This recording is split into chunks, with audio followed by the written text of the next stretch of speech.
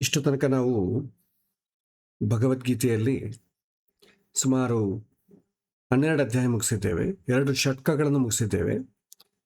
ಮುಂದಿನ ಅಧ್ಯಾಯಕ್ಕೆ ಹೋಗುವುದಕ್ಕೆ ಮುಂಚಿತವಾಗಿ ವಿದ್ಯಾರ್ಥಿಗಳು ಕೇಳಿದಂಥ ಕೆಲವಿನ ಪ್ರಶ್ನೆಗಳನ್ನು ನಾವು ಇವತ್ತು ಚರ್ಚಿಸ್ತಾ, ಫರ್ದರ್ ಆಗಿ ಏನಾದರೂ ಸಂಕ್ಷಿಪ್ತವಾದಂಥ ಪ್ರಶ್ನೆ ಇದ್ರೆ ಅದನ್ನು ತಿಳ್ಕೊಳ್ತಾ ನಾವು ಇವತ್ತಿನ ಪಾಠ ಮುಂದುವರಿಸೋಣ.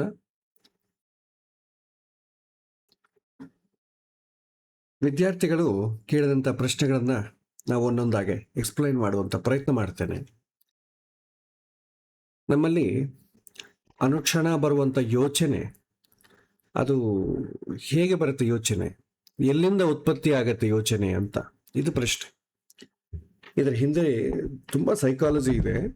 ಈ ಬರುವಂಥ ಪ್ರಶ್ನೆ ಕೊಡೆ ಅಂತಂದರೆ ಯೋಚನೆಯಿಂದೇನೆ ನಮಗೆ ಸಂತೋಷ ಬರ್ಬೋದು, ದುಃಖವೂ ಬರ್ಬೋದು. ಆ ಯೋಚನೆ ಒಳ್ಳೆ ಯೋಚನೆ ಆದರೆ ಸಂತೋಷ ಆಗ್ತದೆ. ಅದು ನಮ್ಮ ಮನಸ್ಸಿಗೆ ಪ್ರತಿಕೂಲವಾದಂಥ ವಿಷಯ ಆದರೆ ದುಃಖ ಆಗ್ತದೆ. ಮನಸ್ಸು ಆಲ್ರೆಡಿ ಒಂದು ಪ್ರಿಪೇರ್ ಆಗಿರುತ್ತೆ.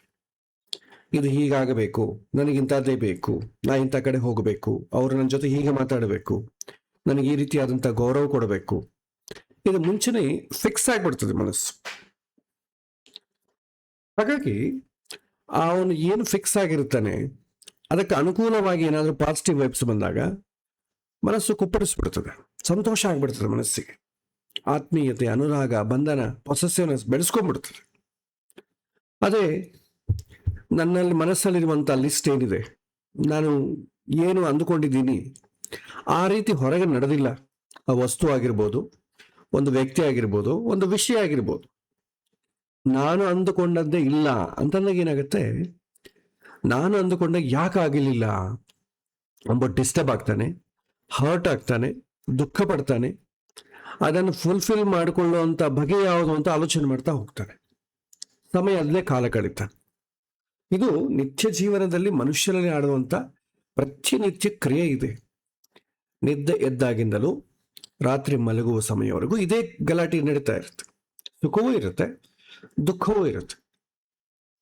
ಇನ್ನು ನಿದ್ದೆ ಅಂತಂಬೋದು ಸುಖ ಅಲ್ಲ, ದುಃಖ ಅಲ್ಲ, ಹೇಳಬೇಕಾದ್ರೆ ಸುಖನೇ. ಯಾಕೆಂತಂದ್ರೆ ನಾವು ಹಿಂದೆ ಅನೇಕ ಬಾರಿ ಹೇಳಿದ್ವಿ, ಎಚ್ಚರದಲ್ಲಿ ನಮಗೆ ಸುಖ ದುಃಖ ಎರಡೂ ಇರುತ್ತೆ. ಆದರೂ ಇಂಟೆನ್ಸಿಟಿ ತುಂಬ ಕಡಿಮೆ. ಅದರಲ್ಲಿ ಮನಸ್ಸು, ಬುದ್ಧಿ ಕೆಲವಿನ ಸುಖಗಳನ್ನ ರಿಕಗ್ನೈಸ್ ಮಾಡಬೇಕು, ಕೆಲವಿನ ದುಃಖಗಳನ್ನ ರಿಕಗ್ನೈಸ್ ಮಾಡದೇ ಇರಬೇಕು. ಆ ಒಂದು ಶಿಕ್ಷಣ ಮೇಲೆ ಹೋಗ್ತದೆ. ಸೊ ನಮ್ಮ ಕೈವಾಡ ಇರ್ತದೆ, ಅದನ್ನ ಇಂಟೆನ್ಸಿಟಿಫೈ ಮಾಡ್ಕೋಬಹುದು ಅಥವಾ ಇಂಟೆನ್ಸಿಟಿ ಕಡಿಮೆ ಮಾಡ್ಕೊಳ್ಬಹುದು. ಇದು ನಮ್ಮ ಕೈಯಲ್ಲಿ ಇರುತ್ತೆ. ಒಂದು ಅವಕಾಶ ಅಂತ ಅಂಬೋದಿರುತ್ತೆ ಯಾವಾಗ ಜಾಗೃತ ಅವಸ್ಥೆಯಲ್ಲಿ. ಇನ್ನು ಸ್ವಪ್ನಾವಸ್ಥೆಯಲ್ಲಿ ಅದು ಇರೋದು ಕೆಲವಿನ ಕ್ಷಣ ಮಾತ್ರವೇ. ಅದರಲ್ಲಿ ನಮ್ಮ ಕೈವಾಡ ಏನೂ ಇಲ್ಲ. ಸುಖ ಬಂದ್ರೂ ಆಕ್ಸೆಪ್ಟ್ ಮಾಡ್ಬೇಕಾದ್ರೆ, ದುಃಖ ಬಂದ್ರೂ ಆಕ್ಸೆಪ್ಟ್ ಮಾಡ್ಬೇಕಾದ್ರೆ. ನಾವು ಕನಸು ಕಾಣುವವರು, ಕನಸು ತೋರಿಸೋನು ಬೇರೆ ಇರ್ತಾನೆ. ಅದು ಯಾವ ಬೇಸ್ ಮೇಲೆ ತೋರಿಸ್ತೇನೆ ಅಂತ ಅಂಬೋದು ದೊಡ್ಡ ಸೈನ್ಸ್ ಅದು. ಇನ್ನು ಮೂರನೇದು ನಿದ್ರಾವಸ್ಥೆ. ನಿದ್ರಾವಸ್ಥೆಯಲ್ಲಿ ಸುಖ ಬಿಟ್ಟರೆ ಬೇರೆ ಏನಿರಲ್ಲ, ದುಃಖ ಅಂತಂಬೋದು ಯಾರಿಗೂ ಇರಲ್ಲ. ನಿದ್ದೆ ಬರ್ತಾ ಇಲ್ಲ ಅಂತ ದುಃಖ ಆಗಬಹುದೇ ವಿನ ನಿದ್ದೆ ಬಂತು ಅಂತ ದುಃಖ ಪಟ್ಟವ್ರು ಯಾರೂ ಇಲ್ಲ. ಆ ಕ್ಷಣದಲ್ಲಿ ಆನಂದವಾಗಿರ್ತೇವೆ. ಯಾಕೆಂದ್ರೆ ನಿದ್ದೆಯಲ್ಲಿ ಮನಸ್ಸಿನ ಇಂಟ್ರಾಕ್ಷನ್ ಇಲ್ಲ. ಯಾಕಂದ್ರೆ ಮನಸ್ಸಿನ ಇಂಟ್ರಾಕ್ಷನ್ ಇದ್ರೆ ಇದು ಹೀಗಾಗಬೇಕು ಹಾಗಾಗಬೇಕು ಅಂತ ಕುಪ್ಪಳಿಸತ್ತೆ. ಕನಸಿನಲ್ಲಿ ಕೂಡ ಕೆಲವೊಮ್ಮೆ ಬರ್ತದೆ. ಕೆಲವೊಮ್ಮೆ ಕನಸು ಬಂದಾಗ ನನ್ನ ಮನಸ್ಸಿಗೆ ಅನುಕೂಲ ಇಲ್ಲ ಅಂತ ಅಂದ್ಕೊಂಡು ದುಃಖ ಆಗ್ತದೆ. ನನ್ನ ಮನಸ್ಸಿಗೆ ಸುಖ ಅನುಕೂಲವಾಗಿತ್ತು ಅಂದ್ಕೊಳ್ಳಿ, ಸುಖ ಆಗ್ತದೆ. ಅಲ್ಲಿ ಕೂಡ ಮನಸ್ಸಿನ ಇಂಟ್ರಾಕ್ಷನ್ ಬರ್ತದೆ. ಬಟ್ ನಿದ್ದೆಯಲ್ಲಿ ಮನಸ್ಸು ಬುದ್ಧಿ ಅಂದ್ರೆ ಮನಸ್ಸಿನಲ್ಲಿ ಒಂದು ಭಾಗ ಅಷ್ಟೇ, ಅದು ಸಪರೇಟ್ ಆಗಿ ಏನೂ ಅಲ್ಲ ವ್ಯವಸ್ಥೆ. ಮನಸ್ಸು ಫಂಕ್ಷನಾಲಿಟಿ ನಿದ್ದೆಯಲ್ಲಿ ಇರೋದಿಲ್ಲ. ಯಾಕೆಂದ್ರೆ ನಿದ್ದೆಯಲ್ಲಿ ನಾನು ಅಂತಂಬೋದು ಯಾರಿಗೂ ಗೊತ್ತಾಗಲ್ಲ. ನಾನು ಮಲಗಿದ್ದೀನಿ, ನಾನು ನಿದ್ದೆ ಮಾಡ್ತಾ ಇದ್ದೀನಿ, ನನ್ನ ಪಕ್ಕದಲ್ಲಿ ನಿಂತಿಂತ ಅವ್ರು ಮಲಗಿದ್ದಾರೆ ಅಂತ ಗೊತ್ತಾಗೋದು ಯಾವಾಗ? ಎಚ್ಚರ ಆದಮೇಲೆ. ಅಷ್ಟಕ್ಕೆ ಮುಂಚೆ ನಮಗೆ ನಮ್ಮ ಹೆಸರೇ ನೆನಪಿಲ್ಲ, ನಾನು ಅಂತಂಬೋದು ಗೊತ್ತಿಲ್ಲ. ಆದ ಕಾರಣ ಮನಸ್ಸಿಗೆ ಅನುಭವ ಬರೋದಿಲ್ಲ. ಹಾಗಾಗಿ ಆ ಸ್ಥಿತಿಯನ್ನ ನಿದ್ರಾ ಆನಂದದ ಸ್ಥಿತಿ ಅಂತ ಹೇಳ್ತಾರೆ. ಶಾಸ್ತ್ರಕಾರರು ಮೋಕ್ಷವನ್ನ ಕಂಪೇರ್ ಮಾಡೋದಾದ್ರೆ ನಿದ್ದೆಯಿಂದ ಮೋಕ್ಷವನ್ನು ಕಲಿಬೇಕು ಅಂತ ಹೇಳ್ತಾರೆ. ನಿದ್ದೆಯಲ್ಲಿ ನಾವು ಯಾವ ರೀತಿ ಆನಂದವನ್ನು ಅನುಭವಿಸ್ತೀವೋ ಯಾವುದೇ ರೀತಿಯಾದಂಥ ಸುಖ ಇರುತ್ತೋ ಅದೇ ನಮಗೆ ಮೋಕ್ಷ ಸ್ಥಿತಿಯಲ್ಲೂ ಬರುತ್ತೆ ಅಂತ ಹೇಳ್ತಾರೆ. ನಾವು ಹಿಂದೆ ಮೋಕ್ಷ ಧರ್ಮ ಪರ್ವ ಮತ್ತೆ ಮೋಕ್ಷ ಚಿಂತನೆ ಮಾಡೋ ಕಾಲಕ್ಕೆ ಬಹಳ ಸಲ ಈ ಥರ ಉಪಮಾನಗಳನ್ನು ನಾವು ಹೇಳ್ಕೊಂಡಿದ್ದೇವೆ. ಸೊ ಇಲ್ಲಿ ಪ್ರಶ್ನೆಗೆ ಬರೋಣ. ಈಗ ಮನಸ್ಸೇ ಮುಖ್ಯ ಕಾರಣ ಅಂತ ಆಯ್ತು. ಏನಾದರೂ ಸಂತೋಷ ದುಃಖ ಎರಡಕ್ಕೂ ಮನಸ್ಸು ಕಾರಣ ಆದ ಕಾರಣ ಮನಸ್ಸು ಯಾವುದೋ ಯೋಚನೆ ಮಾಡ್ತದೆ. ಯಾಕೆ ಈ ಥರ ಯೋಚನೆ ಮಾಡ್ತದೆ? ಅಸಲು ಮನಸ್ಸೇ ಯೋಚನೆ ಮಾಡ್ತದೋ ಅಥವಾ ನಾನು ಯೋಚನೆ ಮಾಡ್ತೀನೋ? ಏನೀ ಗಲಾಟಿ? ಇದರಿಂದ ಮೂಡಿದಂಥ ಪ್ರಶ್ನೆ ಇದು. ಮನುಷ್ಯನ ಅನುಕ್ಷಣ ಯಾವ ಯೋಚನೆಗಳು ಯಾಕೆ ಬರುತ್ತೆ, ಎಲ್ಲಿಂದ ಉತ್ಪತ್ತಿ ಆಗ್ತದೆ? ನಾವು ಸ್ವಲ್ಪ ಶಾಸ್ತ್ರ ಒಳಗೆ ಹೋದರೆ ಮನಸ್ಸು ಯೋಚನೆ ಅಂತಂಬೋದು 3 ರೀತಿ ಬರುತ್ತೆ. ಒಂದು ಪ್ರತ್ಯಕ್ಷ ಪ್ರೇರಣೆ ಅಂತೇವೆ, ಹೊರಗಿನ ಉದ್ದೀಪನೆ. ನಾವು ಪ್ರಕೃತಿಯನ್ನ ಏನು ನೋಡ್ತೀವಿ ಅದು ಮನಸ್ಸು ಇಮಿಡಿಯೇಟ್ಲಿ ಟ್ರಿಗರ್ ಮಾಡ್ತದೆ. ನಾವು ನೋಡ್ತಾ ಇರೋದು, ಕೇಳ್ತಾ ಇರೋದು, ಸ್ಪರ್ಶ ಮಾಡ್ತಾ ಇರೋದು, ಇವು ಮನಸ್ಸಿನ ಹೊಸ ಯೋಚನೆಗಳನ್ನು ತರ್ತದೆ. ಮೊಬೈಲ್ ಫೋನಲ್ಲಿ ಯಾವುದೋ ಒಂದು ಸುದ್ದಿ ನೋಡಿದಾಗ ತಕ್ಷಣ ಏನಾಗುತ್ತೆ, ಅದರ ಬಗ್ಗೆ ಯೋಚನೆ ಶುರು ಆಗ್ತದೆ. ಪೆಟ್ರೋಲ್ ಪ್ರೈಸ್ ಜಾಸ್ತಿ ಆಯಿತು ಅಂತ ಅಂದ ತಕ್ಷಣ ಎಲ್ಲಿಗೆ ಹೋಗ್ತದೆ? ಯಾಕೆ ಜಾಸ್ತಿ ಆಯಿತು ಅಂತ ಹೋಗ್ತದೆ. ಜಾಸ್ತಿ ಆಗ್ಲಿಕ್ಕೆ ಕಾರಣ ಹುಡುಕ್ತೇವೆ. 2 ದೇಶಗಳ ಯುದ್ಧ ಅಂತ ಗೊತ್ತಾಗ್ತದೆ, ಅಲ್ಲಿಗೆ ಹೋಗ್ತದೆ. ಆಮೇಲೆ ಅಲ್ಲಿಂದ ಜಡ್ಜ್ ಮಾಡ್ತದೆ, ಈ 2 ದೇಶಗಳಲ್ಲಿ ಯಾವ್ದು ಕರೆಕ್ಟು. ನಾವು ಯಾವುದೋ ಒಂದು ಸ್ಟ್ಯಾಂಡ್ ತಗೊಳ್ತೇವೆ, ಒಂದು ಅಮೆರಿಕಾನೋ ಒಂದು ಇರಾನೋ, ಆಟೋಮೆಟಿಕ್ ನಾವು ತಗೊಂಡ್ಬಿಡ್ತೇವೆ. ತಟಸ್ಥವಾಗಿ ಯೋಚನೆ ಮಾಡಲಿಕ್ಕೆ ನಾವು ಶಿಕ್ಷಣ ಕೊಟ್ಟಿಲ್ಲ ಮನಸ್ಸಿಗೆ. ಬಯಾಸ್, ಯಾವುದೋ ಒಂದು ಸ್ಟ್ಯಾಂಡ್ ತಗೊಳ್ತೇವೆ, ಅವ್ರ ಪರವಾಗಿ ನಿಲ್ತೇವೆ. ಅವ್ರ ಪರವಾಗಿ ನಿಂತಾಗ ಆಪೋಸಿಟ್ ಪಾರ್ಟಿವನ್ನು ಏನು ಮಾಡಿದ, ಇದರಿಂದ ಮನಸ್ಸು ಸುಖವೂ ಅನುಭವಿಸ್ಬೋದು, ದುಃಖವೂ ಅನುಭವಿಸ್ಬೋದು. ಇದೆಲ್ಲ ಕೂಡ ಮನಸ್ಸಲ್ಲಿನಲ್ಲಿ ನಡೆಯುವಂಥ ಸಂಘರ್ಷಣೆ. ಹಾಗಾಗಿ ಮೊದಲಾಗಿ ಪ್ರತ್ಯಕ್ಷ ಪ್ರೇರಣೆ, ಎಕ್ಸ್ಟರ್ನಲ್ ಸ್ಟಿಮುಲಿ. ಸೊ ಇದರಿಂದ ನಾವು ಯಾವ ವಾತಾವರಣದಲ್ಲಿ ಬೆಳೀತಾ ಇದ್ದೇವೋ, ಯಾವ ವಾತಾವರಣದಲ್ಲಿ ಇದ್ದೇವೋ, ಆಲೋಚನೆಗಳು ಅದಕ್ಕೆ ತಕ್ಕಂತೆ ಬರುತ್ತೆ. ಎರಡನೇದು, ನೀವು ಯಾವ ಪರಿಸರದಲ್ಲಿದ್ದೀರಿ. ನೀವು ದೇವಸ್ಥಾನದಲ್ಲಿದ್ದೆ ಅಂದ್ಕೊಳ್ಳಿ, ನಿಮ್ಮ ಮನಸ್ಸಿನಲ್ಲಿ ಏನು ಬರ್ತದೆ ಆಲೋಚನೆ? ನಾವೇನೋ ಒಂದು ಲಿಸ್ಟ್ ಇಟ್ಕೊಂಡಿರ್ತೇವೆ. ಭಗವಂತನ ದೇವಸ್ಥಾನಕ್ಕೆ ಹೋದಾಗ ಆ ಲಿಸ್ಟ್ ಹೊರಗೆ ಬರಬೇಕು ಅಂತ.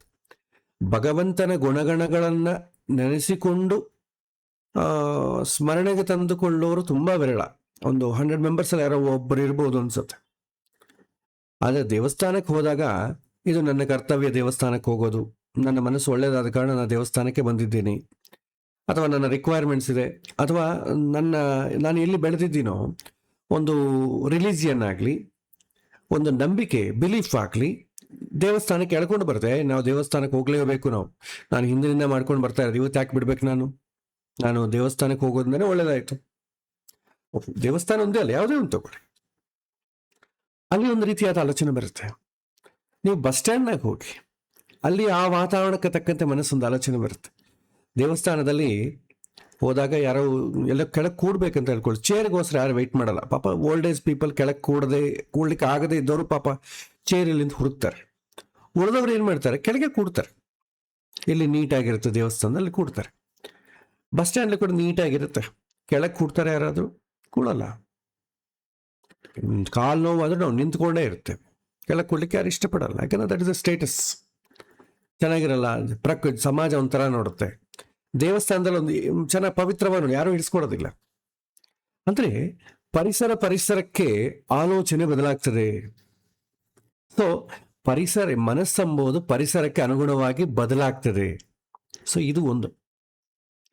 ಎರಡನೇದೇನಂತೀವಿ, ವಾಸನೆಗಳು ಅಂತ ಹೇಳ್ತೇವೆ. ಇದು ಒಳಗಿನ ಪ್ರೇರಣೆ, ಇದು ಹೊರಗಿನ ಪ್ರೇರಣೆ. ಇಷ್ಟಕ್ಕೆ ಮುಂಚೆ ನಾವು ಮಾತಾಡಿಕೊಂಡಿದ್ದು. ಈಗ ಒಳಗಿನ ಪ್ರೇರಣೆ. ಇವು ನಮ್ಮ ಒಳಗಿನ ಆಸೆಗಳು, ಇಷ್ಟಗಳು, ದ್ವೇಷಗಳು, ಇದೆಲ್ಲ ಕೂಡ ಕೂತಿರುತ್ತಲ್ವ, ಅದರಿಂದ ಆಲೋಚನೆಗಳು ಬರುತ್ತೆ. ವಾಸನೆಗಳೇ ಯೋಚನೆಗಳಿಗೆ ದಿಕ್ಕು ನೀಡ್ತವೆ. ಸೊ ಯಾರಿಗಾದ್ರೂ ಸಂಗೀತದ ಮೇಲೆ ಆಸಕ್ತಿ ಇದ್ರೆ ಅವನಿಗೆ ಸಂಬಂಧಿಸಿದ ಯೋಚನೆಗಳು ಹೆಚ್ಚು ಬರ್ತಾ ಇರ್ತದೆ. ನೀವು ಯಾವ ಫೀಲ್ಡಲ್ಲಿ ಆಸಕ್ತಿ ಜಾಸ್ತಿ ತೋರಿಸ್ತೀರೋ ಆಲೋಚನೆ ಅದಕ್ಕೆ ತಕ್ಕಂತೆ ಹೋಗ್ತದೆ. ನೀವು ನಾಸ್ತಿಕರಾಗಿದ್ರೆ ನಿಮ್ಮ ಆಲೋಚನೆಗಳೆಲ್ಲ ಕೂಡ ನಾಸ್ತಿಕರಾಗೇ ಹೋಗುತ್ತೆ. ದೇವರನ್ನು ನೋಡಿದ್ರು ಕೂಡ ಹೇಗೆ ಡಿಸ್ಪ್ರೂವ್ ಮಾಡಬೇಕು ಅಂತ ನೋಡ್ತಾನೆ, ಪ್ರೂವ್ ಮಾಡಬೇಕು ಅಂತ ನೋಡಲ್ಲ. ಅದೇ ಆಸ್ತಿಕನಾಗಿದ್ರೆ ದೇವರನ್ನು ನಾನು ಹೇಗೆ ಪ್ರೂವ್ ಮಾಡಬೇಕು, ಹೀಗೆ ನೀವು ನಿಮ್ಮ ಏನಿದೆ, ಅನುಭವ ಏನಿದೆ, ಅದರ ಪ್ರಕಾರವೇ ಹೋಗ್ತದೆ. ಇದಕ್ಕೆ ಪ್ರತ್ಯಕ್ಷ ಪ್ರೇರಣೆ ಬೇಕಿಲ್ಲ. ಯಾವುದೋ ಒಂದು ನೆನೆಸಿಕೊಂಡು ನಾವು ದುಃಖ ಪಡ್ತಾ ಇಲ್ವಾ? ಈಗ ಪ್ರತ್ಯಕ್ಷವಾಗಿ ಯಾರಾದರೂ ಒಬ್ಬರು ಕಳ್ಕೊಂಡ್ರೆ ಅಂದ್ಕೊಳ್ಳಿ, ಅವರನ್ನು ಅಂತ್ಯಕ್ರಿಯೆ ಮಾಡೋ ಕಾಲಕ್ಕೆ, ಅಂತ್ಯೇಷ್ಟಿ ಸಂಸ್ಕಾರ ಮಾಡೋ ಕಾಲಕ್ಕೆ ದುಃಖ ಆಗೋದು ಸಹಜ. ಮತ್ತೆ ಏನು ಮಾಡ್ತೇವೆ, ಅವರನ್ನು ನೆನೆಸ್ಕೊಂಡಾಗ ಯಾರೋ ಮಾತಾಡ್ತಾರೆ, ಏನಪ್ಪ ನಿಮ್ಮ ಮಗ ಇದ್ದು ಚೆನ್ನಾಗಿತ್ತು ಅಂತ ಹೇಳ್ತಾರೆ, ಆ ನೆನೆಸ್ಕೊಂಡು ಮತ್ತೆ ದುಃಖ ಪಡೋದು. ಸೊ ಇದು ವಾಸನೆಗಳು, ನಮ್ಮ ಇಷ್ಟ, ನಮ್ಮ ಆಸೆಗಳು, ದ್ವೇಷಗಳು. ಯಾರನ್ನು ಜಾಸ್ತಿ ದ್ವೇಷ ಮಾಡ್ತೀವೋ ಆ ಸಂದರ್ಭ ಬಂದಾಗ ಆ ನಮ್ಮ ಜೀವನದಲ್ಲಿ ನಡೆದುಕೊಂಡಂಥ ಆ ವಿಚಾರವನ್ನು ನೋಡಿ ನಾವು ದುಃಖ ಪಡ್ತೇವೆ. ಇದು ಕೂಡ ನಿಮ್ಮ ಆಲೋಚನೆಗಳನ್ನು ಪ್ರೇರಣೆ ಮಾಡ್ತದೆ, ಯೋಚನೆ ಮಾಡಿದಂಗೆ ಮಾಡ್ತದೆ. ಅದು ಸುಖ ಆಗಿರ್ಬೋದು, ದುಃಖ ಆಗಿರ್ಬೋದು. ಸುಖ ದುಃಖ ಅಂತಂಬೋದು ಜಡ್ಜ್ ಮಾಡೋದು ಯಾವುದು? ಆಲ್ರೆಡಿ ನೀವೊಂದು ಸ್ಟ್ಯಾಂಡ್ ತಗೊಂಡಿರ್ತೀರಲ್ಲ, ಅದೇ ನೀವು ಸುಖ ದುಃಖ ಎರಡು ಅಂತ ಡೆಫಿನೇಷನ್ ನಿಮ್ಮ ಮನಸ್ಸಿಗೆ ಕೊಡದೇ ಇದ್ರೆ, ಏನು ಮನಸ್ಸಿಗೆ ಅಸಲು ಬಂದ್ರೂ ನಿಮ್ಗೆ ಏನು ದುಃಖ ಆಗೋದಿಲ್ಲ, ಸುಖ ಆಗೋದಿಲ್ಲ. ಇದು ಎಲ್ಲಿ ಕಾಣಬಹುದು ನಾವು ಅಂತಂದ್ರೆ, ಜಾಸ್ತಿ ಕಾಲೇಜ್ ಏಜಲ್ಲಿ ಪ್ರೀತಿಸ್ಕೊಂಡಿರ್ತಾರೆ ಹುಡುಗ ಹುಡುಗಿ, ತುಂಬಾ ಪ್ರೀತಿ, ಗಾಢವಾದ 7 ವರ್ಷ 8 ವರ್ಷ ಪ್ರೀತಿಸ್ಕೊಂಡಿರ್ತಾರೆ. ಕೊನೆಗೆ ಪಾಪ ಅವ್ರ ದುರ್ದೈವದಿಂದ ತಂದೆ ತಾಯಿ, ಇಲ್ಲ ನಾವು ನಿಮ್ಗೆ ಬೇರೆ ಕೊಟ್ಟು ಮದುವೆ ಮಾಡ್ತೇವೆ, ಲವ್ ಮಾಡ್ಕೊಳ್ಳಿಕ್ಕೆ ಏನು ಕ್ವಾಲಿಫಿಕೇಶನ್ ಬೇಕಿಲ್ಲ, ಮದುವೆ ಮಾಡ್ಕೋಬೇಕಾದ್ರೆ ಕ್ವಾಲಿಫಿಕೇಶನ್ ಬೇಕಾಗತ್ತೆ, ಹಾಗಾಗಿ ನಾವು ಆ ಹುಡುಗನನ್ನು ನಾವು ಕೊಡೋದಿಲ್ಲ. ಸೊ ಪಾಪ ಏನೋ ಈ ಕಡೆ ಆ ಕಡೆ ಇನ್ನು ವಿಧಿ ಇಲ್ಲದ ಪರಿಸ್ಥಿತಿಯಲ್ಲಿ ಬೇರೆ ಬೇರೆಯವ್ರನ್ನ ಮದುವೆ ಮಾಡ್ಕೊಳ್ತಾರೆ. ಆ ನೆನಪು ದುಃಖ ಕೊಡ್ತದೆ. ಯಾಕೆಂತಂದ್ರೆ ನನ್ನ ಜೀವನದಲ್ಲಿ ನನ್ನ ಪರ ಆಗಬೇಕಂತಂದವಳು ಬೇರೆ ಕಡೆ ಹೋಗಿದ್ದಾಳೆ ಅಂತ ದುಃಖ ಆಗ್ತದೆ. ಅದು ಕ್ರಮೇಣ ಅದೇನು ಹಾಗೇ ಇರಲ್ಲ, ಡೈಲ್ಯೂಟ್ ಆಗ್ತಾ ಹೋಗುತ್ತೆ ದಿನ ದಿನಕ್ಕೂ. 1 ವರ್ಷ ಆಯಿತು, ಮತ್ತೆ ನಾವು ಬೇರೆಯವ್ರನ್ನ ಮದುವೆ ಮಾಡ್ಕೊಂಡ್ವಿ, ಅವಾಗೇನಾಯ್ತು, ತುಂಬ ಡೈಲ್ಯೂಟ್ ಆಯಿತು. ಸೊ ಅವ್ರದ್ದು ನೆನಪಾಗತ್ತೆ ಎಲ್ಲೋ ಒಂದು ಕಡೆ. ಆಮೇಲೆ ಮಕ್ಕಳಾಯಿತು, ಜೀವನದಲ್ಲಿ ಮಕ್ಕಳಾಯಿತು, ಮೊಮ್ಮಕ್ಕಳಾಯಿತು, ಅವಾಗ ಕಂಪ್ಲೀಟ್ ಡೈಲ್ಯೂಟ್ ಆಗಿಬಿಡ್ತದೆ. ಒಂದು ವೇಳೆ ಜೀವನದಲ್ಲಿ ನೆನೆಸಿಕೊಂಡ್ರು ಕೂಡ ಮಧುರ ಸ್ಮೃತಿಗಳು ಆನಂದ ಆಗ್ತದೆ ಹೊತ್ತು ದುಃಖ ಆಗೋದಿಲ್ಲ. ನನಗೆ ಯಾಕೆ ಸಿಗ್ಲಿಲ್ಲ ಅಂತಂಬುದು ಬರಲ್ಲ. ಯಾಕಂದ್ರೆ ಜೀವನವನ್ನ ಓದಿರ್ತಾನೆ ಆಲ್ರೆಡಿ. ಈ ಮದುವೆ ಮಾಡಿಕೊಂಡು ಮಕ್ಕಳಾಗಿ ಅವ್ರ ಜೀವನವನ್ನು ನೋಡೋ ಕಾಲಕ್ಕೆ ಇಷ್ಟೇನ ಜೀವನ ಅಂತಂಬೋ ಒಂದು ವಿರಕ್ತಿ ತಾಳಿರ್ತಾನೆ. ಅದ ಕಾರಣ ಆ ವಿರಕ್ತಿಯಲ್ಲಿ ಏನಾಗುತ್ತೆ, ಅವ್ರನ್ನ ಮಾದ್ಕೊಂಡಿದ್ರು ಇಷ್ಟೇ ಕತಿ, ಇದು ಹಿಂಗಾಯ್ತು, ಅದು ಇನ್ನೊಂದ್ ತರ ಆಗ್ತದೆ. ಹಾಗಾಗಿ ಫುಲ್ ಡೈಲ್ಯೂಟ್ ಆಗ್ಬಿಡ್ತದೆ. ಹಾಗಾಗಿ ಇದು ವಾಸನ ಮೇಲೆ ನಿಮಗೆ ಏನು ಆಲ್ರೆಡಿ ನೀವು ಆ ಯೋಚನೆ, ನಿಮ್ಮ ಆಸೆಗಳೇನಿದೆ ಅದರ ಪ್ರಕಾರ ನಿಮಗೆ ಥಾಟ್ಸ್ ಅಂತಂಬುದು ಬರುತ್ತೆ. ಮೂರನೇದು ಎಲ್ಲದಕ್ಕಿಂತಲೂ ಇದು ಪ್ರತ್ಯಕ್ಷವಾಗೋದು ಸ್ವಲ್ಪ ಹೊತ್ತಷ್ಟೇ, ಜಾಸ್ತಿ ಹೊತ್ತಿರಲ್ಲ. ಸಣ್ಣ ಮಗು ಐಸ್ ಕ್ರೀಮ್ ಬಂಡಿ ಅಂತ ಅಂದ್ಕೊಳ್ಳಿ, ಹಠ ಮಾಡ್ತದೆ, ನಂಗೆ ಐಸ್ ಕ್ರೀಮ್ ಬೇಕು. ಆ ಶಬ್ದ ನೋಡಿದ ತಕ್ಷಣ ನಂಗೆ ಅದು ಬೇಕು ಅನ್ನತ್ತೆ.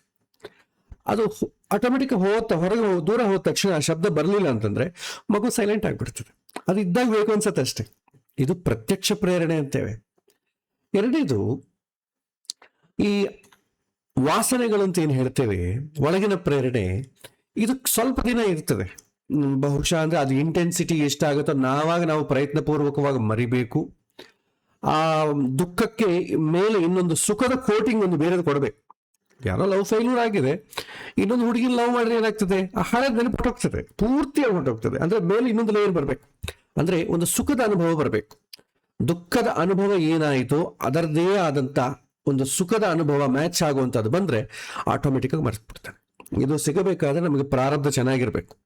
ಇದಕ್ಕೆ ಟೈಮ್ ತಗೊಳತ್ತೆ, ಇಮಿಡಿಯೇಟ್ಲಿ ಆಗೋದಿಲ್ಲ, ಸ್ವಲ್ಪ ಟೈಮ್ ತಗೊಳತ್ತೆ. ಅದು 1 ತಿಂಗಳಾಗ್ಬೋದು, 1 ವರ್ಷ ಆಗ್ಬೋದು. ಕೆಲವಿನ ಜನಕ್ಕೆ ಬೇಗ ಅದನ್ನ ಹೊರಗೆ ಬರ್ತಾರೆ, ಕೆಲವಿನ ಜನ ಜೀವನ ಪರ್ಯಂತ ಹೊರಗೆ ಬರ್ಲಿಕ್ಕೆ ಆಗೋದೇ ಇಲ್ಲ, ಆ ಥರ ಇರ್ತಾರೆ.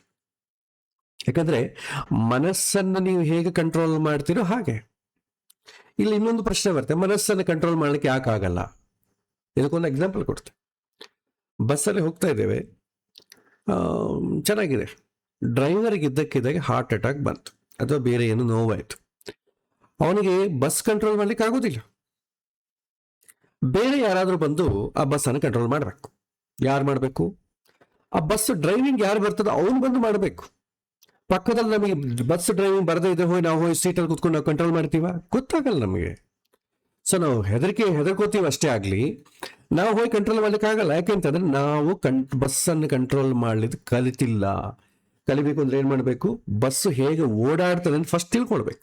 ನಿಮಗೆ ಡ್ರೈವಿಂಗ್ ಹೋದ್ರೆ ಅವ್ನು ಹೇಳ್ಕೊಡ್ತಾನೆ, ಇದನ್ನು ಯಾವ ಪರ್ಸ್ ಮಾಡಬೇಕು, ಎಷ್ಟು ಆಂಗಲ್ ಅಲ್ಲಿ ಸ್ಟೀರಿಂಗ್ ತಿರುಗಿಸ್ಬೇಕು, ಫಸ್ಟ್ ಹೇಗೆ ಕೆಲಸ ಮಾಡುತ್ತೆ ಅಂತ ಗೊತ್ತಾಗಬೇಕು.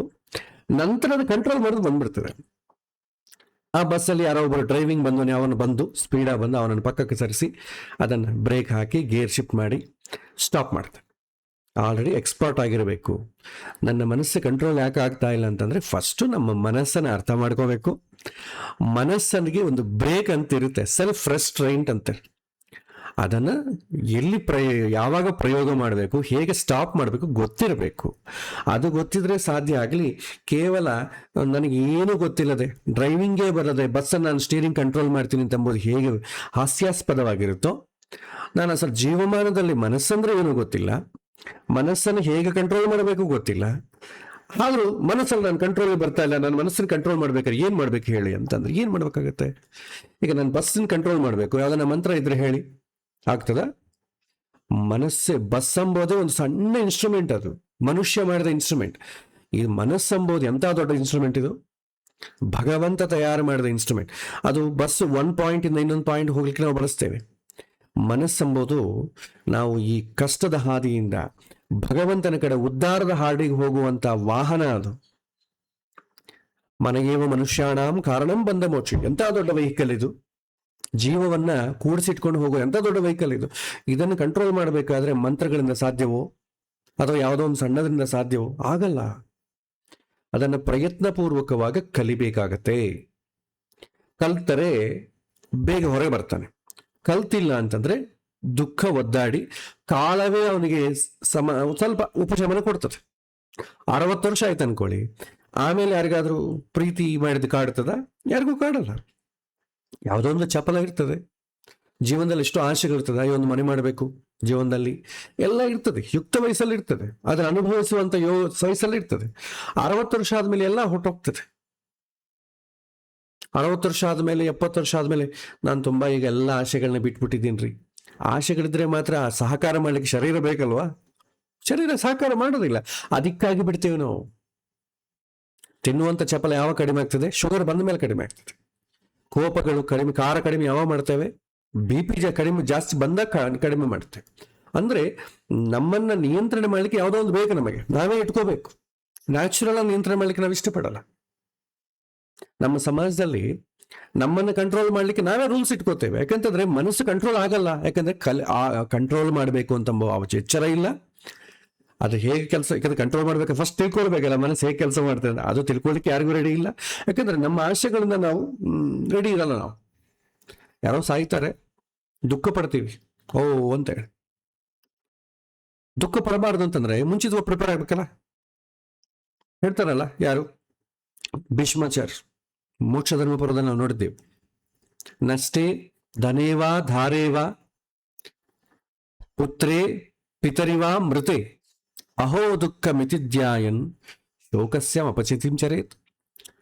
ನಾವು ದುಃಖ ಬಂದಾಗ ಓದು ಕೂಗ್ತೇವೆ. ದುಡ್ಡು ಕಳೆದುಕೊಂಡಾಗ, ನಷ್ಟೇ ಧನೇವ ಹಣ ಕಳ್ಕೊಂಡಾಗ, ಧಾರೇವ ಹೆಂಡತಿ ಕಳ್ಕೊಂಡಾಗ, ಅಥವಾ ಪ್ರೀತಿಯ ಮಾಡಿದಂತ ಹುಡುಗನನ್ನು ಕಳ್ಕೊಂಡಾಗ, ಪುತ್ರೇ ಪಿತರಿವಾ ಮೃತೆ, ಮಗ ತಂದೆಯನ್ನು ಕಳ್ಕೋಬಹುದು, ತಂದೆ ಮಗನ ಕಳ್ಕೋಬಹುದು, ದುಃಖ ಬರ್ತದೆ. ಅಹೋ ದುಃಖ ಮಿತಿದ್ಯಾಯನ್, ದುಃಖ ನೆನಪು ಮಾಡಿ ಯಾಕೆ ಒದ್ದಾಡ್ತೀಯ? ಶೋಕಸ್ಯ ಅಪಚಿತಿಂ ಚರೇತ್, ಶೋಕಕ್ಕೆ ಮದ್ದು ಮಾಡು. ಶೋಕಕ್ಕಿರುವಂತ ಯೂನಿವರ್ಸಲ್ ಮದ್ದೇನಂತಂದ್ರೆ ಮರ್ತು ಬಿಡೋದು. ಅದೇ ದೊಡ್ಡ ಮದ್ದು.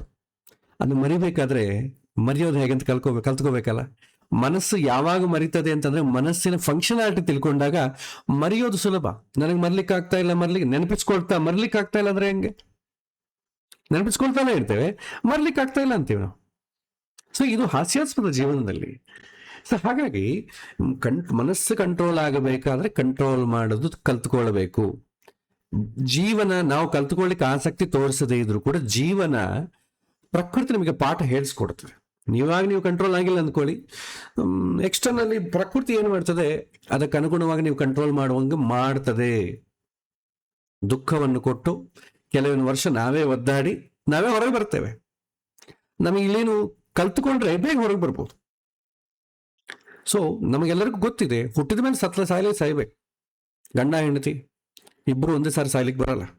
ಯಾರೋ ಒಬ್ಬರು ಮುಂದೆ ಹೋಗ್ತಾರೆ, ಒಬ್ಬ ಹೆಂಡತಿ ಹೋಗ್ಬೋದು, ಒಬ್ಬ ಗಂಡ ಹೋಗ್ಬೋದು. Be prepared. ಅದಕ್ಕೆ ಯಾಕೆ ಹೇಳ್ತಿ? ಪ್ರಿಪೇರ್ ಆಗ ಅಂದ್ಕೊಳ್ಳಿ, ದುಃಖ ಇಲ್ಲ. ಬಟ್ ಪ್ರಿಪೇರ್ ಆಗ್ಲಿಕ್ಕೆ ನಾವು ರೆಡಿ ಇದ್ದೀವ? ಸಾವು ಅಂತಂಬೋ ಶಬ್ದ ಬಂದಾಗ್ಲಿ ಎಲ್ಲರ ಮನೆಗೆ ಬೈದು ಬಿಡ್ತಾರೆ, ಏನಿದು ಈ ತರ ಮಾತಾಡ್ತಿದ್ಯಲ್ಲ, ಒಳ್ಳೆ ಶುಭ ಮಾತಾಡು. ಸಾವು ಅಂತಂಬೋದು ಅಶುಭ ಅಂತಂಬೋ ರೇಂಜಿಗೆ ಬಂದ್ಬಿಟ್ಟಿದೆ ನಮ್ಮದು. ಶಾವು ಅಶುಭ, ತಿಥಿ ಅದಲ್ಲ ಅಶುಭ, ಎಳ್ಳು ಅಶುಭ, ಇದೆಲ್ಲ ನಾವು ಯಾವಾಗ ಅಶುಭ ಅಂತ ಮಾಡಿಕೊಂಡಿದ್ದೀವಿ. ಲೌಕಿಕ ವಿಚಾರಗಳಲ್ಲಿ ಸುಖ ಪಡೋದಕ್ಕೆ ಇದು ಅಲೌ ಮಾಡೋದಿಲ್ಲ, ಆದ ಕಾರಣ ಅದನ್ನು ಅಶುಭ ಅಂತೇವೆ. ಅದು ನಮ್ಮ ಡೆಫಿನಿಷನ್, ಅದು ನಾವು ಅನುಕೂಲಿಸಿದ್ದು. ಶಾಸ್ತ್ರ ಎಲ್ಲಿಯೂ ಅಶುಭ ಅಂತ ಹೇಳಿಲ್ಲ. ನಾಮಕರಣ ಮಾಡೋದಕ್ಕೂ ಪಿಂಡ ಹಾಕೋದಕ್ಕೂ ಏನು ವ್ಯತ್ಯಾಸ ಇಲ್ಲ ಅಂತ ಶಾಸ್ತ್ರ ಹೇಳುತ್ತೆ. ನಮ್ಮ ಡೆಫಿನೇಷನ್ಗಳು ಬೇರೆ. ನಾವು ನಮ್ಮ ಮನಸ್ಸು ನಮ್ಮ ಡೆಫಿನೇಷನ್ಸ್ ಮೇಲೆ ನಡೀತದೆ, ಶಾಸ್ತ್ರದ ಡೆಫಿನೇಷನ್ ಮೇಲೆ ಮನಸ್ಸು ನಡೆಯಲ್ಲ. ಅದಕ್ಕೆ ಮನುಷ್ಯ ದುಃಖ. ಸೊ ಎರಡನೇದು ವಾಸನೆಗಳು ಅಂತ ಹೇಳಿದ್ರೆ, ಇನ್ನು ಮೂರನೇದು ಒಂದಿದೆ, ಸಂಸ್ಕಾರಗಳು, ಪ್ರಾಚೀನ ಸಂಸ್ಕಾರಗಳು ಅಂತ ಹೇಳ್ತೇವೆ.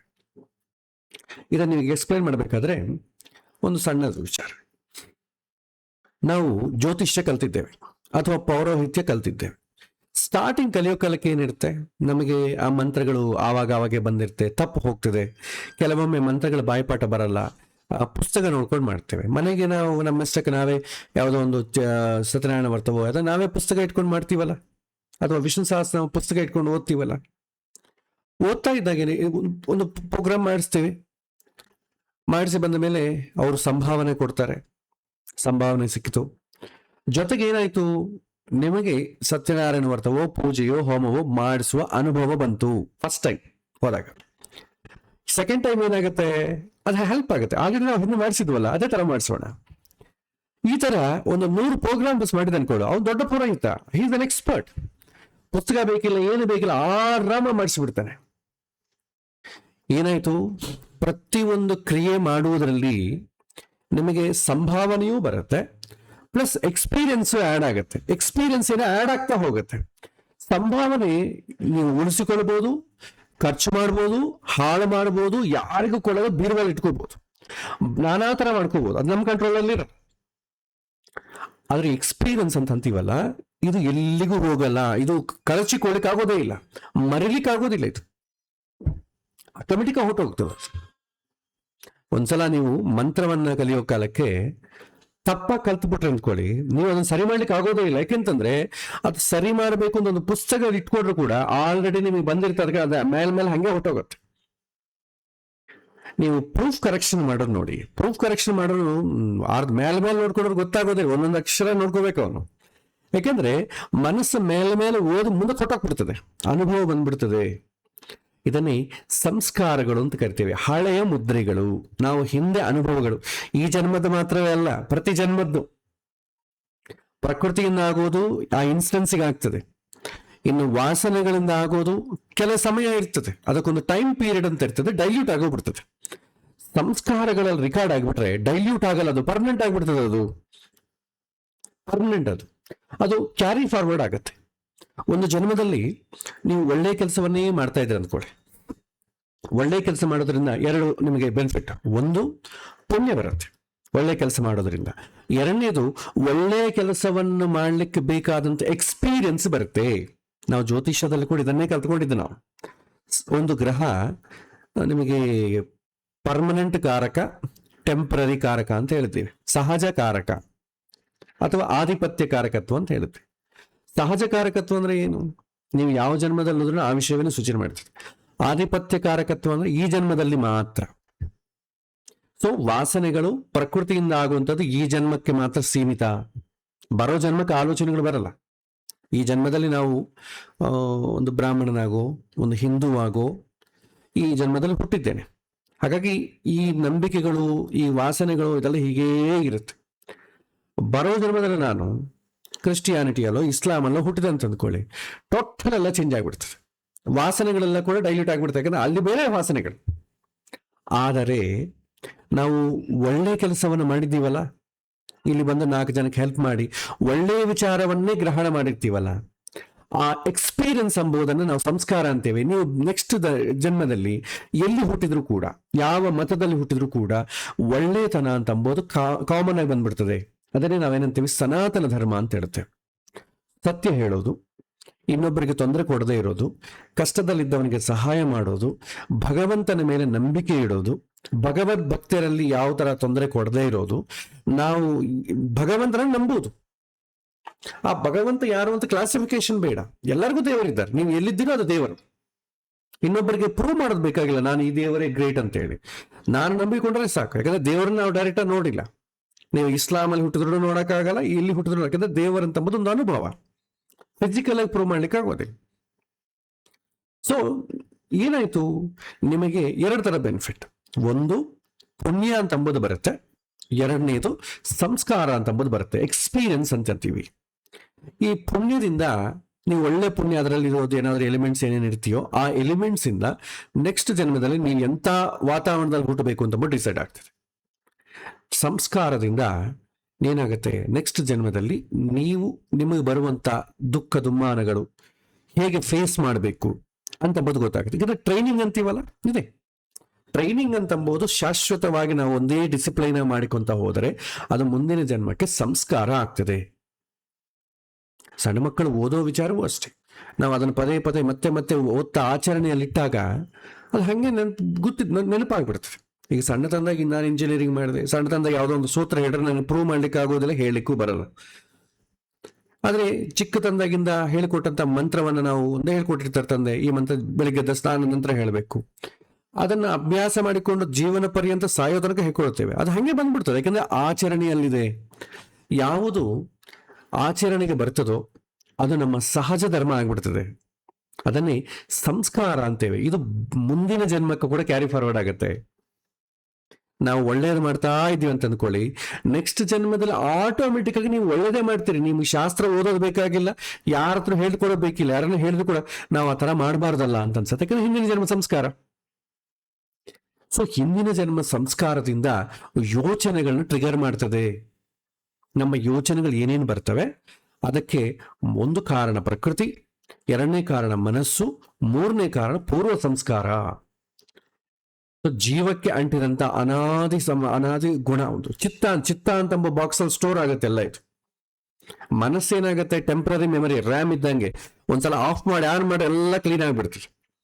ಹಾರ್ಡ್ ಡಿಸ್ಕ್ ಅಲ್ಲಿ ನೀವು ಆಫ್ ಮಾಡಿ ಆನ್ ಮಾಡಿ ಕ್ಲೀನ್ ಆಗಲ್ಲ ಅದು, ಮತ್ತೆ ಅದರಲ್ಲಿ ಪರ್ಮನೆಂಟ್ ಆಗಿರುತ್ತೆ. ನಮ್ಮ ಚಿತ್ತ ಅಂತಂಬೋದು ಹಾರ್ಡ್ ಡಿಸ್ಕ್ ಇದ್ದಂಗೆ, ಮನಸ್ಸು ಅಂತಂಬೋದು ರ್ಯಾಮ್ ಇದ್ದಂಗೆ. ನಿಮಗೆ ಮರಲಿಕ್ಕೆ ತುಂಬಾ ಒಳ್ಳೆ ಅವಕಾಶ ಮನಸ್ಸು. ಬಟ್ ಒಂದ್ಸಲ ಚಿತ್ತದಲ್ಲಿ ಸ್ಟೋರ್ ಆಯ್ತು ಅಂದ್ಕೊಳ್ಳಿ, ಅದನ್ನು ಮರೆಯೋದು ತುಂಬಾ ಕಷ್ಟ. ಅದು ಒಳ್ಳೇದಾಗ್ಲಿ ಕೆಟ್ಟದಾಗ್ಲಿ, ಒಳ್ಳೆ ಕೆಲಸ ಆಗ್ಬೋದು, ಕೆಟ್ಟ ಕೆಲಸ ಆಗ್ಬೋದು. ಅದಕ್ಕೆ ನಿಮ್ಮ ಬುದ್ಧಿ ಕೂಡ ಅದರ ಮೇಲೆ ಕೆಲಸ ಮಾಡ್ತಾರೆ. ಬುದ್ಧಿ ಕರ್ಮಾನುಸಾರಣಿ ಅಂತೇವೆ. ಚಿತ್ತದಲ್ಲಿ ಏನೇನು ಕರ್ಮಗಳು ನಿಕ್ಷಿಪ್ತವಾಗಿದೆಯೋ ಆ ಕರ್ಮಗಳಿಗೆ ತಕ್ಕಂತೆಯೇ ನಿಮಗೆ ಹೊರಗಡೆ ವಾತಾವರಣ ನಿರ್ಮಾಣ ಆಗ್ತದೆ. ಆ ಕರ್ಮಗಳಿಗೆ ತಕ್ಕಂತೆಯೇ ನಿಮ್ಮ ಮನಸ್ಸು ರಿಯಾಕ್ಟ್ ಆಗ್ತದೆ. ಒಳ್ಳೆ ಕೆಲಸವನ್ನು ಮಾಡಿದ್ವಿ, ಮುಂದಿನ ಜನ್ಮದಲ್ಲಿ ಭಗವಂತ ಒಳ್ಳೆ ಪ್ಲೇಸ್ ಅಲ್ಲಿ ಒಳ್ಳೆ ಎಜುಕೇಶನ್ ಸಿಸ್ಟಮ್, ಒಳ್ಳೆ ತಂದೆ ತಾಯಿ ಇರೋ ಕಡೆ ಹುಟ್ಟಿಸಿದ. ಆ ಒಳ್ಳೆ ಪುಣ್ಯ ಮಾಡಿದ್ರೆ ಹಿಂದೆ ಅನುಭವ ಇದಲ್ವಾ, ಒಳ್ಳೆ ಕೆಲಸ ಮಾಡುವಂತ ಎಕ್ಸ್ಪೀರಿಯನ್ಸ್ ಇದಲ್ವಾ, ನಾವು ಮತ್ತೆ ಹುಟ್ಟಿ ಅವರ ಜೊತೆ ಮತ್ತೆ ಒಳ್ಳೆದನ್ನೇ ಮಾಡ್ಕೊಳ್ತೇವೆ, ಒಳ್ಳೆದನ್ನೇ ಮಾಡ್ತಾ ಹೋಗ್ತೇವೆ. ಯಾಕಂದ್ರೆ ಆಲ್ರೆಡಿ ಸಂಸ್ಕಾರ ಕೂಡ ಒಳ್ಳೇದೇ ಕಾರಣ. ಸೊ ಇದು ಎರಡೂ ಒಳ್ಳೆಯದಾಗಿರ್ಬೇಕು. ಹಾಗಾಗಿ ಯಾವುದೇ ಒಂದು ಕರ್ಮ ಮಾಡೋ ಕಾಲಕ್ಕೆ ನಾವು ಎಚ್ಚರ ಬೇಕು. ಕೇವಲ ಪುಣ್ಯ ಬರಬೇಕು ಅಂತ ಮಾಡಿದ್ವಿ ಅಂದ್ಕೊಳ್ಳಿ, ಪುಣ್ಯ ಏನೋ ಬರ್ತದೆ, ಅದರಲ್ಲಿ ಏನೋ ಡೌಟ್ ಇಲ್ಲ. ಆದರೆ ತಿಳ್ಕೊಂಡು ಮಾಡದೇ ಇದ್ದರೆ ನಿಮಗೆ ಅದ್ರ ಹಿಂದೆ ಸಂಸ್ಕಾರ ಬರೋದಿಲ್ಲ. ಸಂಸ್ಕಾರ ಬರದೇ ಇದ್ರೆ ಏನಾಗುತ್ತೆ, ನಿಮ್ಗೇನೋ ಭಗವಂತ ಆಪರ್ಚುನಿಟಿಯನ್ನು ಕೊಟ್ಬಿಡ್ತಾನೆ, ಬಟ್ ಆಪರೇಟ್ ಮಾಡ್ಲಿಕ್ಕೆ ನಿಮಗೆ ಸಂಸ್ಕಾರವೇ ಇಲ್ಲ ಅಂದ್ರೆ ಏನ್ ಮಾಡ್ಬೇಕು? ಎಷ್ಟೋ ಜನ ಹುಡುಗರು ನೋಡಿ, ಈ ದೊಡ್ಡ ದೊಡ್ಡ ಡಾಕ್ಟರ್ಸ್ ಮನೆಗೆ, ಪೊಲಿಟಿಷಿಯನ್ಸ್ ಮನೆಗೆ, ಇಂಜಿನಿಯರ್ಸ್ ಮನೆಗೆ ಹುಡ್ತವೆ. ಅವರಿಗೆ ತಂದೆ ತಾಯಿ ಬೇಕಾದಷ್ಟು ಒಳ್ಳೆ ಟ್ರೈನಿಂಗಿಗೋಸ್ಕರ ಒಳ್ಳೆ top school, top college, top books, top vehicles ಎಲ್ಲ ಟಾಪ್ ಎಕ್ಸ್ಟ್ರಾರ್ಡಿನರಿಯಾಗಿ ಪ್ರೊವೈಡ್ ಮಾಡ್ತಾರೆ. ಆದರೆ ಅವನು ಅಸಲು ಪಾಸ್ ಆಗ್ಲಿಕ್ಕೆ ಬರೋದಿಲ್ಲ. ಕೊನೆಗೆ ತಂದೆ ಇದು ಆಗೋದಿಲ್ಲ ಅಂತ ಹೇಳಿ ದುಡ್ಡು ಕೊಟ್ಟು ಪಾಸ್ ಮಾಡಿಸ್ಕೊಂಬ ಸಂದರ್ಭ ಬರ್ತದೆ. ಯಾಕೆ ಹಿಂಗೆ? ಎಲ್ಲ ಅವಕಾಶ ಕೊಟ್ಟಿದ್ದಾನೆ, ಬಟ್ ಅನುಭವ ಇಲ್ಲ. ಅದಕ್ಕೆ ಅನುಶಾಸನ ಪರ್ವದಲ್ಲಿ ರುದ್ರದೇವರು ಹೇಳ್ತಾರೆ, ಜನ್ಮಾಂತರದಲ್ಲಿ ಒಂದು ದಾನ ಅಂತ ಅಂಬ ಕಾನ್ಸೆಪ್ಟ್ ತಗೊಂಡಾಗ, ದಾನ ಮಾಡಿದ, ದಾನ ಅವನ ದುಡ್ಡು ಇನ್ನೊಬ್ಬನಿಗೆ ಕೊಟ್ಟ, ಆದ ಕಾರಣ ಅವನಿಗೆ ನಾನು ದುಡ್ಡು ಕೊಡ್ತೇನೆ. ಆದರೆ ಅವನ ಮನಸ್ಸಿನಿಂದ ದಾನ ಮಾಡಲಿಲ್ಲ, ಹಾಗಾಗಿ ಅವನಿಗೆ ಕೊಟ್ಟ ದುಡ್ಡು ಅವನ ಮನಸ್ಸಿಗೆ ಅದು ಅನುಭವ ಕೊಡೋದಿಲ್ಲ, ಸಂತೋಷ ಕೊಡೋದಿಲ್ಲ. ಸೊ ಭಗವಂತನ ಲೆಕ್ಕ ತುಂಬಾ ಕ್ಲಿಯರ್ ಆಗುತ್ತೆ. ಸೊ ಕರ್ಮ ಸಿದ್ಧಾಂತ ಇದು ನಮ್ಮ ಮನಸ್ಸು ನಾಲಿದೇ ಫಾಲೋ ಆಗುತ್ತೆ. ಯಾವುದೇ ಕೆಲಸವನ್ನು, ಯಾವುದೇ ಕರ್ಮವನ್ನು ತಿಳಿದು ಮಾಡಬೇಕು. ತಿಳಿದು ಮಾಡಿದಾಗ ನಿಮಗೆ ಬರೋ ಬೆನಿಫಿಟ್ ಏನಂತಂದ್ರೆ, ಅದರಿಂದ ಫಸ್ಟ್ ತಿಳ್ಕೊಂಡು ಮಾಡಿದ್ರೆ ಅದು ಮಾಡಬೇಕೋ ಬೇಡ ಅಂತ ಗೊತ್ತಾಗ್ತದೆ. ಅದು ಒಳ್ಳೆ ಕೆಲಸವೋ ಕೆಟ್ಟ ಕೆಲಸ ಅಂತ ಗೊತ್ತಾಗ್ತದೆ. ಒಳ್ಳೆ ಕೆಲಸ ಆದ್ರೆ ಮಾಡ್ತೇವೆ. ಆ ಒಳ್ಳೆ ಕೆಲಸ ಮಾಡಿದ್ರಿಂದ, ತಿಳ್ಕೊಂಡು ಮಾಡಿದ್ದರಿಂದ ಎಕ್ಸ್ಪೀರಿಯನ್ಸ್ ಬರುತ್ತೆ. ತಿಳ್ಕೊಳ್ಳದೆ ಮಾಡಿದರೆ ಅದು ಪುಣ್ಯವೋ ಪಾಪವೋ ಗೊತ್ತಿಲ್ಲ, ಮಾಡಿಬಿಟ್ಟಿವಿ, ಕೊನೆಗೆ ಪುಣ್ಯ ಅಂತ ಗೊತ್ತಾಯ್ತು, ಪುಣ್ಯ ಬಂತು. ಬಟ್ ಗೊತ್ತಿಲ್ಲ ಮಾಡಿದ್ವಲ್ಲ, ಆ ಪುಣ್ಯ ಇರೋದು ಅದು ಬಂದಂತ ಫಲ ಏನಿದೆ ಅದನ್ನ ನಮ್ಗೆ ಅನುಭವಿಸ್ತಾ ಇದ್ರು ಕೂಡ ನಮ್ಗೆ ಅನುಭವ ಆಗೋದೇ ಇಲ್ಲ. ಎಲ್ಲ ಅನುಭವಿಸ್ತಾ ಇರ್ತೇವೆ, ಆದ್ರೆ ನಮಗೆ ಎಚ್ಚರಣೆ ಇರೋದಿಲ್ಲ. ಎಷ್ಟೋ ಜನ ನೋಡಿ ಮನೆ ಬಾಗಿಲು ಎಲ್ಲ ಬೇಕು ಅಂತಾರೆ. ಅವ್ರು ನನ್ನ ಲೈಫ್ ಟೈಮ್ ಗೋಲ್, ನಾ ಇಂಥ ಕಾರ್ ಪರ್ಚೇಸ್ ಮಾಡ್ಬೇಕು, ಇಂಥ ಮನೆ ಕಟ್ಟಬೇಕು, ಅದು ಅಚೀವ್ ಮಾಡಿ ಆಯ್ತು. ಆದ್ರೂ ಸಂತೋಷ ಇರ್ತೀಯಾ? ಇರಲ್ಲ. ಯಾಕಂದ್ರೆ ಇರೋದು ದಿಲ್ಲ. ಮನೆ ಎಷ್ಟು ದಿನ ನಿಮಗೆ ಸಂತೋಷ ಕೊಡುತ್ತೆ? ಮನೆ ಕಟ್ಟಿದ ಮೇಲೆ, ಗೃಹ ಪ್ರವೇಶ ಆದ ಮೇಲೆ ಎಲ್ಲರೂ ಬರೋ ಶುರು ಮಾಡ್ತಾರಲ್ವಾ. ಫಸ್ಟ್ ಟೈಮ್ ಬಂದಾಗ ಒಳ್ಳೆ ಮನೆ ಕಟ್ಟಿದಿರಿ ಅಂತ ಅವ್ರು ಹೇಳಿದಾಗ ನಮ್ಗೆ ಸ್ವಲ್ಪ ಖುಷಿ ಆಗ್ತದೆ. ಸೆಕೆಂಡ್ ಟೈಮ್ ಬಂದಾಗ ಅವ್ರೇನು ಹೇಳಲ್ಲ. ಸೊ ಎಲ್ಲರೂ ಮನೆಗೆ ಒಂದ್ಸಲ ಬಂದು ಹೋದ ಮೇಲೆ ಮತ್ತೆ ಯಾರು ಅದನ್ನ ರಿಕಗ್ನೈಸ್ ಮಾಡಲ್ಲ. ನಮ್ಮ ಮನಸ್ಸೇ ರಿಕಗ್ನೈಸ್ ಮಾಡಲ್ಲ. ಒಂದು ವರ್ಷ ಆಯ್ತು ಅಂದ್ಕೊಂಡಿದ್ದು, ಹೊಸ ಮನೆ ಅಂತ ರಿಕಗ್ನೈಸ್ ಮಾಡೋದಿಲ್ಲ. ಎಷ್ಟು ದಿನ ಇರುತ್ತೆ ಸಂತೋಷದು? ತುಂಬಾ ಕಡಿಮೆ. ಯಾಕೆಂತಂದ್ರೆ ನಮಗೆ ಮನೆ ಖುಷಿ ಕೊಡುತ್ತೆ ಅಂತ ನಾವು ಕಟ್ಬಿಟ್ಟಿವಿ. ಆದ್ರೆ ಪ್ರತಿಯೊಂದು ಸುಖಕ್ಕೂ ಒಂದು ಲಿಮಿಟೇಷನ್ ಇದೆ. ಎಷ್ಟು ದಿನ ಸುಖ ಕೊಡುತ್ತೆ ಅದು ಗೊತ್ತಿರಬೇಕು. ಅದು ಗೊತ್ತಿರದೇ ಇದ್ರೆ ಏನಾಗುತ್ತೆ, ನಮ್ಗೆ ಇರುವಂತ ಸುಖವನ್ನ ರಿಕಗ್ನೈಸ್ ಮಾಡ್ಲಿಕ್ಕೆ ಆಗೋದಿಲ್ಲ. ಬಂದಂತ ದುಃಖ ಅಲ್ಲದೇ ಇದ್ರೂ ಕೂಡ ಜೀವನ ಪರ್ಯಂತ ಇದು ನನ್ನ ಪಾಲಿಗೆ ಬಂದ ಶಾಪ ಅಂತ ಅದನ್ನೇ ರಿಕಗ್ನೈಸ್ ಮಾಡ್ಕೊಂತ ಕೂಡ್ತಾನೆ. ಸೊ ಹಾಗಾಗಿ ಪ್ರತಿಯೊಂದು ಕೆಲಸ ನಮಗೆ ಈ ಪ್ರಶ್ನೆ ಏನು ಅದಕ್ಕೆ ತಕ್ಕಂತೆ ಬಂದರೆ ಯೋಚನೆ ಹೇಗೆ ಬರುತ್ತೆ ಅಂತಂದ್ರೆ, ನೀವು ದಿನನಿತ್ಯ ಯಾವುದು ನೋಡ್ತೀರಿ, ಯಾವ ಪರಿಸರದಲ್ಲಿ ಇರ್ತೀರಿ, ಮತ್ತೆ ಅದನ್ನ ಏನು ತಿಳ್ಕೊಳ್ತೀರಿ. ಇಷ್ಟ ಆಗಬೇಕಾದ್ರೆ ಏನ್ ಫಸ್ಟ್ ಸ್ಟಡಿ ಮಾಡ್ಬೇಕು ತಾನೆ. ವಾಸನೆಗಳು ಹೆಂಗ್ ಬರ್ತದೆ, ಯಾವ್ದನ್ನ ಒಂದು ಇಷ್ಟಪಡೋದು ಹೆಂಗ್ ಪಡ್ತೀರಿ? ಸುಮ್ಮನೆ ಯಾರು ಅಲ್ಲಲ್ಲ, ಬಿಡ ಅವನು ಇಷ್ಟಪಟ್ಟಿದ್ದಾನೆ ಹಾಗಾಗಿ ನಾನು ಇಷ್ಟಪಡ್ತೇನೆ ಅನ್ನಕ್ ಬರಲ್ಲ. ಅದು ಅವನಿಗೆ ಇಷ್ಟವಾದದ್ದು ನಂಗೆ ಇಷ್ಟ ಆಗ್ಬೇಕು ಅಂತಿಲ್ಲ. ನಾವು ಅದನ್ನ ಸ್ಟಡಿ ಮಾಡ್ತೇವೆ, ಅದರಲ್ಲಿ ಇರೋ ಎಲಿಮೆಂಟ್ಸ್ ನನ್ನ ಮನಸ್ಸಿಗೆ ಮ್ಯಾಚ್ ಆಯ್ತು ಅಂದ್ಕೊಂಡು ಇಷ್ಟಪಡ್ತೇವೆ, ಇಲ್ಲದ್ರೆ ಇಲ್ಲ. ಫೋನ್ ಅಷ್ಟೇ ಅಲ್ವಾ, ಅದರಲ್ಲಿರೋ ಫೀಚರ್ಸ್ ನನಗೆ ಇಷ್ಟ ಆಯ್ತು ಅಂದ್ರೆ ನಾನು ತಗೊಳ್ತೇನೆ. ಒಬ್ಬೊಬ್ರು ಒಂದೊಂದು ಮಾಡೆಲ್ ಫೋನ್ ತಗೊಳ್ತಾರೆ. ಎಲ್ಲರಿಗೂ ಒಂದೇ ಕಾಮನ್ ಮಾಡೆಲ್ ಇಲ್ಲ. ಕೆಲವು ಜನಕ್ಕೆ ಆಂಡ್ರಾಯ್ಡ್ ಇಷ್ಟ, ಕೆಲವು ಜನಕ್ಕೆ ಐಫೋನ್ ಇಷ್ಟ, ಇನ್ ಕೆಲವು ಜನಕ್ಕೆ ಇನ್ನೊಂದು ಫೀಚರ್ಸ್ ಇಷ್ಟ. ಕೆಲವೊಂದು ಜನ ನೋಡಿ ಅದ್ರ ಮೇಲೆ ಆ ವಾಲ್ ಪೇಪರ್ಸ್ ಆಗ್ಲಿ, ಹಿಂದೆ ಕವರ್ ಆಗ್ಲಿ, ನಮಗೆ ನೋಡೋ ಚಿತ್ರ ವಿಚಿತ್ರ ಅನ್ಸುತ್ತೆ, ಬಟ್ ಅವನಿಗೆ ಸಂತೋಷ ಕೊಡ್ತದ ಅದು. ಅದೇ ನೀವು ದೇವ್ರ ಫೋಟೋ ಏನಪ್ಪ ದೇವ್ರ ಫೋಟೋ ಇಟ್ಕೊಂಡು ಅವನಂತಾನೆ. ಒಬ್ಬೊಬ್ಬರಿಗೂ ಒಂದೊಂಥರ ಇಷ್ಟ ಯಾಕೆ ಬರುತ್ತೆ? ನೀವು ಹೇಗೆ ಸ್ಟಡಿ ಮಾಡ್ತೀರೋ ಹಂಗೆ ಬರುತ್ತೆ. ನೀವು ಯಾವ ವಾತಾವರಣದಲ್ಲಿ ಇದ್ರೆ ಅದಕ್ಕೆ ಬರುತ್ತೆ, ತಕ್ಕಂತೆ ಬರುತ್ತೆ. ಅದ ಕಾರಣ ಮನಸ್ಸು ಒಳ್ಳೆ ಕಡೆ ಹೋಗಬೇಕು ಅಂದ್ರೆ ಫಸ್ಟ್ ಮನಸ್ಸು ಹೇಗೆ ಕೆಲಸ ಮಾಡ್ತಾ ತಿಳ್ಕೋಬೇಕು. ನನ್ನ ಜೀವನದಲ್ಲಿ ಯಾವುದು ಸಂತೋಷ, ಯಾವುದು ದುಃಖ, ಹೇಗೆ ನಾನು ಡಿಫೈನ್ ಮಾಡ್ಕೊಂಡಿದ್ದೀನಿ ತಿಳ್ಕೋಬೇಕು. ಇದು ನನಗೆ ಸಂತೋಷ ಕೊಡ್ತಾ ಇರ್ತದೆ, ಯಾವ ಬೇಸ್ ಮೇಲೆ ಸಂತೋಷ ಕೊಡ್ತದೆ? ಎಲ್ಲರೂ ನನ್ನ ನೋಡಿ ಖುಷಿ ಪಡ್ತಾರೆ ಅಂತ ಹೇಳಿ ನಾನು ತಗೊಳ್ತಾ ಇದ್ದೀನೋ, ಅಥವಾ ನಿಜವಾಗ ಅದು ಸಂತೋಷ ನನಗೆ ಕೊಡ್ತಾ ಇದೆಯೋ? ನಮಗೆ ನಾವೇ ಪ್ರಶ್ನೆ ಹಾಕೋಬೇಕು. ಮೊಬೈಲ್ ಫೋನ್ ಇದೆ ಪಕ್ಕದಲ್ಲಿ ಇಡಿ, ಅದನ್ನ ನೋಡ್ತಾ ಇರಿ, ಅದು ಹೇಗೆ ನನಗೆ ಸಂತೋಷ? ಅದಿದ್ದೇ ಸಂತೋಷ. ಇಂತಿಂಥ ಮಾಡೆಲ್, ಇಂತಿಂಥ ಫೋನ್ ಇದ್ದೇ ಸಂತೋಷ. ಬಟ್ ಅದು ಹೇಗೆ ಸಂತೋಷ ಆಯಿತು? ಅದ ಕಾರಣ ಏನು ತಿಳ್ಕೊಳ್ಬೇಕು. ಯಾಕೆಂದ್ರೆ ಪ್ರಪಂಚದಲ್ಲಿ ಒಂದು ವಿಷಯ ಜನ ಮರಿತಾರೆ ಏನಂತಂದ್ರೆ, ಯಾವುದು ಸುಖ ಕೊಡುತ್ತೋ ಅದೇ ದುಃಖ ಕೊಡುತ್ತೆ. ಹಾಗಾಗಿ ಸುಖದ ಮೀಮಾಂಸೆ ಅಂತಾರೆ. ನಿಮಗೆ ಸುಖ ನಿಜವಾಗೇ ಬೇಕೋ, ಅದರಿಂದ ಬರುವಂತ ದುಃಖವನ್ನು ಕೂಡ ನೀನು ಆಕ್ಸೆಪ್ಟ್ ಮಾಡೋದು ಕಲ್ತು ಬಿಟ್ರೆ ನಿಜವಾಗ ಅದು ಸುಖವೇ. ಪ್ರತಿಯೊಂದ್ರ ಹಿಂದೆ ಒಂದು ದುಃಖ ಬರುತ್ತೆ, ಅದನ್ನು ಕಲಿಬೇಕು. ಅದನ್ನು ಕಲ್ತು ಬಿಟ್ರೆ ಹೇಳ್ತಾರಲ್ಲ, ಶರೀರಮೇವ ಯತನಂ ಸುಖಸ್ಯ ದುಃಖಸ್ಯ ಚಾಪ್ಯ ಯತನಂ ಶರೀರಂ ಯದ್ಯತ್ ಶರೀರೇಣ ಕರೋತಿ ಕರ್ಮ ತೇನೈವ ದೇಹಿ ಸಮುಪಾಷ್ಣವೇಸತ್ ಅಂತ ಹೇಳ್ತಾರೆ ಮೋಕ್ಷಧರ್ಮ ಪರ್ವದಲ್ಲಿ ಭೀಷ್ಮಾಚಾರ್ಯ ಹೇಳ್ತಾರೆ. ನೀವು ಯಾವ ಶರೀರದಿಂದ ಕರ್ಮ ಮಾಡ್ತೀರೋ ಆ ಶರೀರದಲ್ಲೇ ನೀವು ಮತ್ತೆ ದುಃಖ ಸುಖ ಅನುಭವಿಸ್ಬೇಕು. ಆ ಶರೀರ ಅಂತಂದ್ರೆ ನೆಕ್ಸ್ಟ್ ಬರ್ತಲ್ಲಿ ಬರುವಂತ ಶರೀರ ಕೂಡ ಆಗ್ಬಹುದು. ಒಂದೇ ಜನ್ಮದಲ್ಲಿ ಏನು ಅನುಭವಿಸೋದು ಕೆಲಸ ಇಲ್ಲ. ಅಂದ್ರೆ ಶರೀರದಿಂದ ಮಾಡಿದ ಕರ್ಮಗಳು ಶರೀರದಿಂದನೇ ಅನುಭವಿಸಬೇಕು, ಮನಸ್ಸಿನಿಂದ ಮಾಡಿದ ಕರ್ಮಗಳು ಮನಸ್ಸಿನಿಂದನೇ ಅನುಭವಿಸಬೇಕು. ಅದು ಸುಖ ಆಗ್ಬೋದು, ದುಃಖ ಆಗಬಹುದು. ಸೊ ಹಾಗಾಗಿ ತಿಳ್ಕೊಂಡು ಮಾಡಿದಾಗ ಏನಾಗುತ್ತೆ ಅಂತಂದ್ರೆ ಅದರ ಇಂಪ್ಯಾಕ್ಟ್ ನೆಗೆಟಿವ್ ಆಗಿರಲ್ಲ, ಇಲ್ಲಾಂದ್ರೆ ನೆಗೆಟಿವ್ ಕಡೆ ಹೋಗ್ತದೆ. ಹಾಗಾಗಿ ನಾವು ಏನು ಕೆಲಸ ಮಾಡ್ತಾ ಇದ್ದೇವೆ ತಿಳ್ಕೊಳ್ಳೋಣ. ಇದು ಎಷ್ಟು ಸುಖ ಕೊಡುತ್ತೆ, ನಿಜವಾಗಿ ಇದಕ್ಕೆ ಇಷ್ಟು ಸಾಹಸ ಮಾಡೋದು ಅವಶ್ಯಕತೆ ಇದೆಯಾ?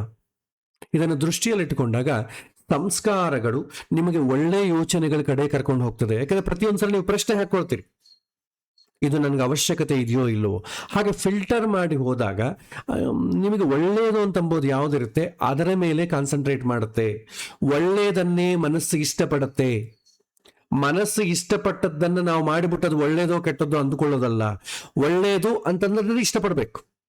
ಇಲ್ಲದಿದ್ರೆ ಆ ಡೆಫಿನೇಷನ್ ನಾವು ಈ ಜಡ್ಜ್ಮೆಂಟ್ ಮಾಡದೇ ಇದ್ರೆ ಮನಸ್ಸು ನೋಡಿದ್ದೆಲ್ಲ ಕೂಡ ನಿಮಗೆ ಅದು ಒಳ್ಳೇದು, ನೀವು ಇಷ್ಟಪಟ್ಟಿದ್ರೆ ನಿಮ್ಗೆ ಒಳ್ಳೇದಷ್ಟೇ. ಅದು ತುಂಬಾ ಒಳ್ಳೆ ಕಾರ್ ಅದು ಅಂತ ಹೇಳ್ತಾರೆ. ಬಹಳ ಜನ ಜ್ಯೋತಿಷ್ ಹತ್ರ ಬರ್ತಾರೆ, 2 ಜಾತಕಗಳು ತಗೊಂಡು ಬರ್ತಾರೆ. ಈ ಹುಡುಗಿ ಆಚಾರೆ ತುಂಬಾ ಒಳ್ಳೆ ಹುಡುಗಿ, ಅವರೇ ಡಿಸೈಡ್ ಮಾಡ್ಬಿಡ್ತಾರೆ ತುಂಬಾ ಒಳ್ಳೆ ಹುಡುಗಿ ಆಚಾರೆ, ಒಳ್ಳೆ ಮನಿತನ, ಇವರಿಬ್ಬರಿಗೆ ಆಗಿ ಬರುತ್ತಾ ಹೇಳಿ. ಈಗ ಒಳ್ಳೇದು ಅಂತ ಅವ್ರು ಡಿಸೈಡ್ ಮಾಡಿದ್ಮೇಲೆ ನಾವೇನು ಹೇಳಲಿಕ್ಕಾಗ್ತದೆ? ಅವರೇ ಕೇಳಬೇಕು, ಆಚಾರ ಈ ಹುಡುಗಿ ಬಂದಿದೆ, ಗುಣಗಳು ಹೇಗಿದೆ, ಒಳಗೆ ಹೇಗಿದೆ, ಒಳ್ಳೆ ಹುಡುಗಿಯ ಹೌದಾ ಅಲ್ವಾ, ಜಾತಕದಲ್ಲಿ ನೋಡಿ ಹೇಳಿದ್ರೆ ಪರವಾಗಿಲ್ಲ. ನಾವು ಮುಂಚೆ ಸರ್ಟಿಫೈ ಮಾಡಿ ನಮಗೆ ಇಷ್ಟ ಆಗಿಬಿಡ್ತು ಆಲ್ರೆಡಿ, ಅದು ಒಳ್ಳೇದೋ ಅಲ್ಲವೋ ಗೊತ್ತಿರದೆ ಮುಂಚೆ ಇಷ್ಟಪಟ್ಬಿಡ್ತೇವೆ. ಆಮೇಲೆ ಜ್ಯೋತಿಷ್ಯ ಏನು ಹೇಳಿದ್ರು ಕೂಡ ಅವ್ರು ಕೇಳುವಂಥ ಸ್ಥಿತಿಯಲ್ಲಿ ಇರಲ್ಲ. ಇಲ್ಲಪ್ಪ ಗುಣಗಳ ಮ್ಯಾಚ್ ಆಗ್ತಾ ಇಲ್ಲ, ಇನ್ನೊಂದು ಜಾತಕ ಮ್ಯಾಚ್ ಆಗ್ತಾ ಇಲ್ಲ ಅಂದರೆ ಹೌದಾಚಾರೆ ಏನೋ ಶಾಂತಿ ಇದ್ರೆ ಹೇಳ್ತಿರೋ, ಇದಕ್ಕೆಲ್ಲ ನನ್ನಂಥವನ ಹತ್ರ ಬಂದ ಇದಕ್ಕೆಲ್ಲ ಶಾಂತಿ ಎಲ್ಲ ಏನಿಲ್ಲಪ್ಪ, ಜೀವನ ಅಡ್ಜಸ್ಟ್ ಮಾಡ್ಕೊಂಡು ಹೋಗಬೇಕು, ಯಾಕೋ ಈ ಆಚಾರಿಗೆ ಏನು ಜ್ಯೋತಿಷ್ಯ ಬಂದಂಗಿಲ್ಲ, ಇನ್ನೊಬ್ಬರ ಹತ್ರ ಹೋಗೋಣ, ಇನ್ನೊಬ್ಬರ ಹತ್ರ ಹೋಗ್ತಾರೆ. ಅವ್ರು ಹೇಳ್ತಾರೆ ಆಚಾರ್ಯ ಇದು ಒಳ್ಳೆಯವ್ರು, ತುಂಬ ಒಳ್ಳೆ ಹುಡುಗಿ, ನಮ್ಮ ಮಗ ತುಂಬ ಇಷ್ಟಪಟ್ಟಿದ್ದಾನೆ. ನಾವು ಇಷ್ಟಪಟ್ಟಿದ್ದು ಒಳ್ಳೇದು ಅಂತ ಆಗ್ಬಿಡ್ತದೆ. ಏನಾಗಿದೆ ಶಾಂತಿ ಹೇಳಿ, ಇದು ಏನು ಮಾಡಿದೆ, ತೊಂದರೆ ಏನೋ ತುಂಬ ಇದೆ, ಇದಕ್ಕೊಂದು ಶಾಂತಿ ಮಾಡಿಸಿದ್ರೆ ಸರೋಗುತ್ತೆ ಹಾಗೆ ಹೇಳಿ ಏನೋ ಕದಲಿ ವಿವಾಹವೋ ಕುಂಭ ವಿವಾಹವೋ ಯಾವುದೋ ಒಂದು ಹೇಳ್ತಾನೆ. ಅದು ಹೇಳ್ತಾನೆ, ಅದು ಮಾಡಿಸ್ತಾನೆ, ಖುಷಿ, ಅವ್ರಿಗೂ ಖುಷಿ, ಇವ್ರಿಗೂ ಖುಷಿ, ಸಂಭಾವನೆ ಬಂತು ಇವ್ರಿಗೂ ಖುಷಿ. ಇವ್ರು ಆಚಾರ ಮಾಡಿಸಿಬಿಟ್ರಲ್ಲ, ಮಾಡಿಸಿದೆ ಅಂದ್ರೆ ಅವ್ರು ಹೇಳಿದಾರೆ ಆಗೋಗಿರುತ್ತೆ ಅಂತ ಅವ್ರಿಗೂ ಖುಷಿ. ಸೊ ಮದುವಾದ ಮೇಲೆ ಆಲ್ರೆಡಿ ಡಿಸೈಡ್ ಆಗೋಯ್ದಲ್ವಾ, ಇನ್ನು ಅಡ್ಜಸ್ಟ್ ಮಾಡಿಕೊಂಡು ಹೋಗ್ಬೇಕು, ಎಲ್ಲ ನಾನೇ ಅಡ್ಜಸ್ಟ್ ಮಾಡ್ಕೋಬೇಕು ಅಂತಾನೆ. ಯಾಕಂದ್ರೆ ಅಡ್ಜಸ್ಟ್ ಮಾಡ್ಕೋಬೇಕು ಅಂತಂದಾಗ ಮೊದಲೇ ಆಲೋಚನೆ ಮಾಡಬೇಕು, ನಾನು ಇಷ್ಟವರೆಗೂ ಅಡ್ಜಸ್ಟ್ ಆಗ್ತೀನಿ ಅಂತ. ಇಲ್ಲ ಮದುವಾದ್ಮೇಲೆ ನೋಡ್ಕೊಳ್ಳೋಣ ಅಂತಂದ್ರೆ ಆವಾಗ ಅಡ್ಜಸ್ಟ್ ಮಾಡ್ಕೊಳ್ಳೋಂಥ ಪ್ರಸಂಗ ಬರುತ್ತೆ. ಬಂದಾಗ ಬೇರೆ ಹಾದಿ ಇಲ್ಲ, ಅಡ್ಜಸ್ಟ್ ಮಾಡ್ಕೊಳ್ಬೇಕು ಅಂತಂದಾಗ ದುಃಖದಿಂದ ಅಡ್ಜಸ್ಟ್ ಮಾಡ್ಕೊಳ್ತಾನೆ. ಇಲ್ಲ ಅಡ್ಜಸ್ಟ್ ಮಾಡ್ಕೊಳ್ಳೋದೇ ಇಲ್ಲ ನಾನು ಅಂತಂದಾಗ ಡೈವರ್ಸ್ ಕೊಟ್ಕೋತಾನೆ. ಏನಾಯ್ತು, ದುಃಖ ಉಂಟಾಗತ್ತೆ. ಸೊ ಸುಖ ಬೇಕೋ ದುಃಖ ಬೇಕು, ಸುಖ ಬೇಕು ಅಂತಂದಾಗ ದುಃಖಕ್ಕೂ ಕೂಡ ಪ್ರಿಪೇರ್ ಆಗ್ಬೇಕಾಗತ್ತೆ. ಇಲ್ಲ ನನಗೆ ಪ್ರಯಾರಿಟಿ ದುಃಖ ಜಾಸ್ತಿ ಬೇಡ ಅಂತಾದರೆ ದುಃಖ ಎಷ್ಟು ಬೇಡವೋ ಸುಖವನ್ನು ಕೂಡ ಅಷ್ಟೇ ಅಕ್ಸೆಪ್ಟ್ ಮಾಡಿ, ಜಾಸ್ತಿ ಸುಖವನ್ನು ಅಕ್ಸೆಪ್ಟ್ ಮಾಡ್ಲಿಕ್ಕೆ ಹೋಗ್ಬೇಡಿ. ಯಾಕೆಂತಂದ್ರೆ ಪ್ರತಿಯೊಂದು ದುಃಖದ ಹಿಂದೆ ಮುಂದೆ ಒಂದು ಸುಖ ಇರುತ್ತೆ. ಒಂದು ದುಃಖ ಯಾಕೆ ಬರುತ್ತೆ, ಅದರ ಮುಂದೆ ಒಂದು ಸುಖ ಇರೋದ್ರಿಂದ, ಆ ಸುಖದ ಅನುಭವ ನನ್ನ ಮನಸ್ಸಿಗೆ ಆಗಿರೋದ್ರಿಂದ ದುಃಖ ಬರುತ್ತೆ. ಸುಖದ ಅನುಭವವೇ ಇಲ್ಲ ಅಂತಂದ್ರೆ ದುಃಖ ಅನುಭವ ಹೆಂಗಾಗ್ತದೆ? ರೋಡಲ್ಲಿ ಹೋಗ್ತಾ ಇದ್ದೀವಿ, ಸುಂದರವಾದ ಹುಡುಗಿ ಹೋಗ್ತಿದ್ದಾಳೆ, ನಮಗೇನೋ ದುಃಖ ಆಗ್ತದೆ, ಯಾಕಿಲ್ಲ, ಅವಳನ್ನ ಪ್ರೀತಿ ಮಾಡಿದ್ರೆ ಆಮೇಲೆ ಸುಖ ಆಮೇಲೆ ದುಃಖ ಎರಡೂ ಉಂಟಾಗ್ತದೆ. ನಾನೇನೂ ಮಾಡಲಿಲ್ಲ, ತಟಸ್ಥವಾಗಿದ್ದೆ. ಮಾತೃವತ್ ಪರಧಾರೇಶು, ಬೇರೆ ಹುಡುಗಿಯರನ್ನ ಹೆಂಡತಿಯರನ್ನ ನನ್ನ ತಾಯಿ ಇದ್ದಂಗೆ ನೋಡ್ತಾ ಇದ್ದು ಫಿಕ್ಸ್ ಆಗ್ಬಿಟ್ರೆ ದುಃಖ ಎಲ್ಲಿಂದ ಆಗ್ಬೇಕು? ಆಕೆ ಹತ್ರ ಹೋಗಿ ತಾಯಿ ನಿನ್ನ ನನ್ನ ತಾಯಿ ಕಾಣ್ತಾ ಇದ್ದಿ, ತಾಯಿ ನಿನ್ನ ನನ್ನ ತಾಯಿ ಅಂತ ಕರಿಬಹುದಾ ಅಂತಂದ್ರೆ ಖುಷಿ ಪಡ್ತಾಳೆ ಆ ಹುಡುಗಿ ಕೂಡ. ಎಷ್ಟು ಸಂಸ್ಕಾರ ಇದಪ್ಪ, ನೀ ನೋಡ ನನ್ನ ಹೆಂಡತಿ ಇದ್ದಂಗಿದ್ದಿ, ನೀನು ನನ್ನ ಹೆಂಡತಿ ಅಂತ ಕರಿಬಹುದಂದ್ರೆ ಕೆನ್ನೆ ಬಾರಿಸ್ತಾರೆ. ಸೊ ಹಾಗಾಗಿ ಸುಖದ ಮೀಮಾಂಸ ಮರಿಬಾರದು. ಯಾಕೆಂತಂದ್ರೆ ಇದು ಎಲ್ಲಿ ಲಿಂಕ್ ಯಾಕೆ ಇದು ಹೇಳ್ತಾ ಇದ್ದೀನಿ ಅಂತಂದ್ರೆ, ನಿಮ್ಮ ಯೋಚನೆಗಳೇನಿದೆ, ಮನಸ್ಸು ಎಕ್ಸ್ಪೆಕ್ಟ್ ಮಾಡೋದೇನು ಅಂತಂದ್ರೆ ಪ್ರೆಷರ್ಸ್. ಸುಖವನ್ನ ಎಕ್ಸ್ಪೆಕ್ಟ್ ಮಾಡುತ್ತೆ ಮನಸ್ಸು, ಯಾವ ಕಾಲಕ್ಕೂ ದುಃಖವನ್ನ ಎಕ್ಸ್ಪೆಕ್ಟ್ ಮಾಡೋದಿಲ್ಲ. ಸೊ ಸುಖವನ್ನು ಎಕ್ಸ್ಪೆಕ್ಟ್ ಮಾಡೋದು ಒಳ್ಳೇದೆ, ಬಟ್ ಸುಖದ ನಂತರ ಒಂದು ದುಃಖ ಬಂದೇ ಬರುತ್ತೆ. ಸುಖಸ್ಯ ಅನಂತರಂ ದುಃಖಂ, ದುಃಖಸ್ಯ ಅನಂತರಂ ಸುಖಂ, ಸುಖ ದುಃಖೇ ಮನುಷ್ಯಾಣಂ ಚಕ್ರವತ್ ಪರಿವರ್ತತಃ. ಸುಖ ಆದ ಮೇಲೆ ದುಃಖ, ದುಃಖ ಆದ ಮೇಲೆ ಸುಖ ಬಂದೇ ಬರುತ್ತೆ. ಸುಖ ಎಷ್ಟು ಬರುತ್ತೋ ಅದಕ್ಕೆ ಸಮಾನವಾದಂಥ ದುಃಖ ಆಗಲಿ, ಅದಕ್ಕಿಂತಲೂ ಜಾಸ್ತಿಯಾದಂಥ ದುಃಖ ಆಗಲಿ ಬರ್ಬೋದು. ಸಮಾನವಾದ ದುಃಖ ಇದ್ರೂ ಕೂಡ ನಮಗೆ ಇಂಟೆನ್ಸಿಟಿ ತುಂಬಾ ಜಾಸ್ತಿ ಇದ್ದಂಗೆ ಕಾಣುತ್ತೆ. ಅಯ್ಯೋ ಇಷ್ಟು ದೊಡ್ಡ ದುಃಖವ ಅನ್ಸದೆ. ಯಾಕಂದ್ರೆ ನಮ್ಮಲ್ಲಿ ಯಾವ ರೀತಿಯಾದಂಥ ಇಂಪ್ಯಾಕ್ಟ್ ಕ್ರಿಯೇಟ್ ಮಾಡ್ತದೋ ಅದರ ಮೇಲೆ ಆ ದುಃಖದ ಒಂದು ಇಂಟೆನ್ಸಿಟಿಯನ್ನು ನಾವು ಮೆಷರ್ ಮಾಡ್ತೇವೆ. ಸಣ್ಣ ವಿಷಯವೇ ಆ ಕ್ಷಣದಲ್ಲಾಗಿದ್ರೆ ತುಂಬಾ ದೊಡ್ಡ ದುಃಖ ಆಗ್ಬಿಡ್ತದೆ. ಹಾಗಾಗಿ ನಾವು ಎಷ್ಟುವರೆಗೂ ದುಃಖವನ್ನು ಹ್ಯಾಂಡಲ್ ಮಾಡಲಿಕ್ಕೆ ನಮ್ಮ ಮನಸ್ಸು ಕಲ್ತುಕೊಂಡಿದೆ ಅಷ್ಟೇ ಸುಖವನ್ನು ಬಯಸಿ. ಪ್ರತಿಯೊಬ್ಬರ ಜೀವನದಲ್ಲಿ ಕೂಡ ತುಂಬಾ ಸಂತೋಷಮಯ ಆಗ್ತದೆ. ದುಡ್ಡಿದ್ದವನೇ ಸಂತೋಷ ಅಲ್ಲ, ದುಡ್ಡಿಲ್ಲದವನು ಕೂಡ ಸಂತೋಷ ಪಡಬಹುದು.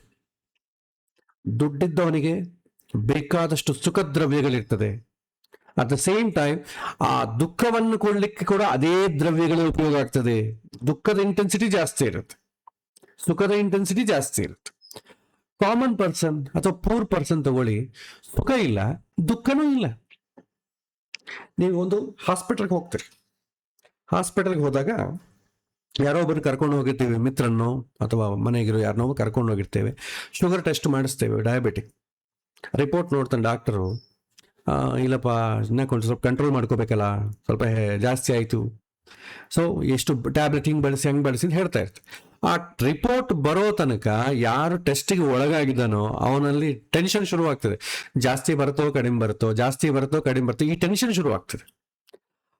ಪಕ್ಕದಲ್ಲಿ ಕರ್ಕೊಂಡು ಹೋಗಿರ್ತಾನಲ್ಲ ಅವನಿಗೆ ಏನು ಟೆನ್ಷನ್ ಇರಲ್ಲ. ಯಾಕೆಂದ್ರೆ ಯಾರಿಗೆ ಶುಗರ್ ಬಂದಿದೆ ಅವನು ಟೆನ್ಷನ್ ಪಡ್ತಾನೆ. ಯಾಕೆಂದ್ರೆ ಶುಗರ್ ಬಂದಿದ್ದಕ್ಕೊಂದು ದುಃಖ ಬಂತಲ್ಲ, ಆ ದುಃಖ ಯಾಕೆ ಬಂತು? ಅದಕ್ಕೆ ಮುಂದೆ ಒಂದು ಮಧುರ ಕ್ಷಣ, ನಮ್ಮ ಶರೀರವನ್ನು ಹೇಗೆ ಪರಿಪಾಲನೆ ಮಾಡಬೇಕು. ಯಾಕಂದ್ರೆ sugar is not A disease, ಅದ ಲಿವರ್ ಇಂದ ಆಗುವಂತ ಒಂದು ಡಿಸಾಸ್ಟರ್, ಡಿಸಾರ್ಡರ್ ಅಂತೇವೆ. ಸರಿಯಾದಂತ ಊಟದ ಹ್ಯಾಬಿಟ್ಸ್ ನಾವು ಮೇಂಟೈನ್ ಮಾಡದೇ ಇದ್ದಾಗ ಬರುವಂತ ತೊಂದರೆ, ಅದು ಲಿವರ್ ಇಂದ ಆಗುವಂಥದ್ದು. ಬಹಳ ಜನಕ್ಕೆ ಗೊತ್ತೇ ಇಲ್ಲ ಪಾಪ, ಸಕ್ಕರೆಯಿಂದ ಬರುತ್ತೆ. ಅದು ಬಂದ ಮೇಲೆ ಮತ್ತೆ ಸಕ್ಕರೆ ತಿನ್ನಬಾರ್ದು, ಅದು ಬೇರೆ ವಿಚಾರ. ಜೀವನದಲ್ಲಿ ಮಾಧುರ್ಯವನ್ನು ಜಾಸ್ತಿ ಅನುಭವಿಸ್ಬಿಟ್ರೆ ಮತ್ತೆ ಇನ್ನು ಮಾಧುರ್ಯ ಬಂದ್ರೂ ದುಃಖ ಆಗ್ತದೆ. ಇಷ್ಟೇ.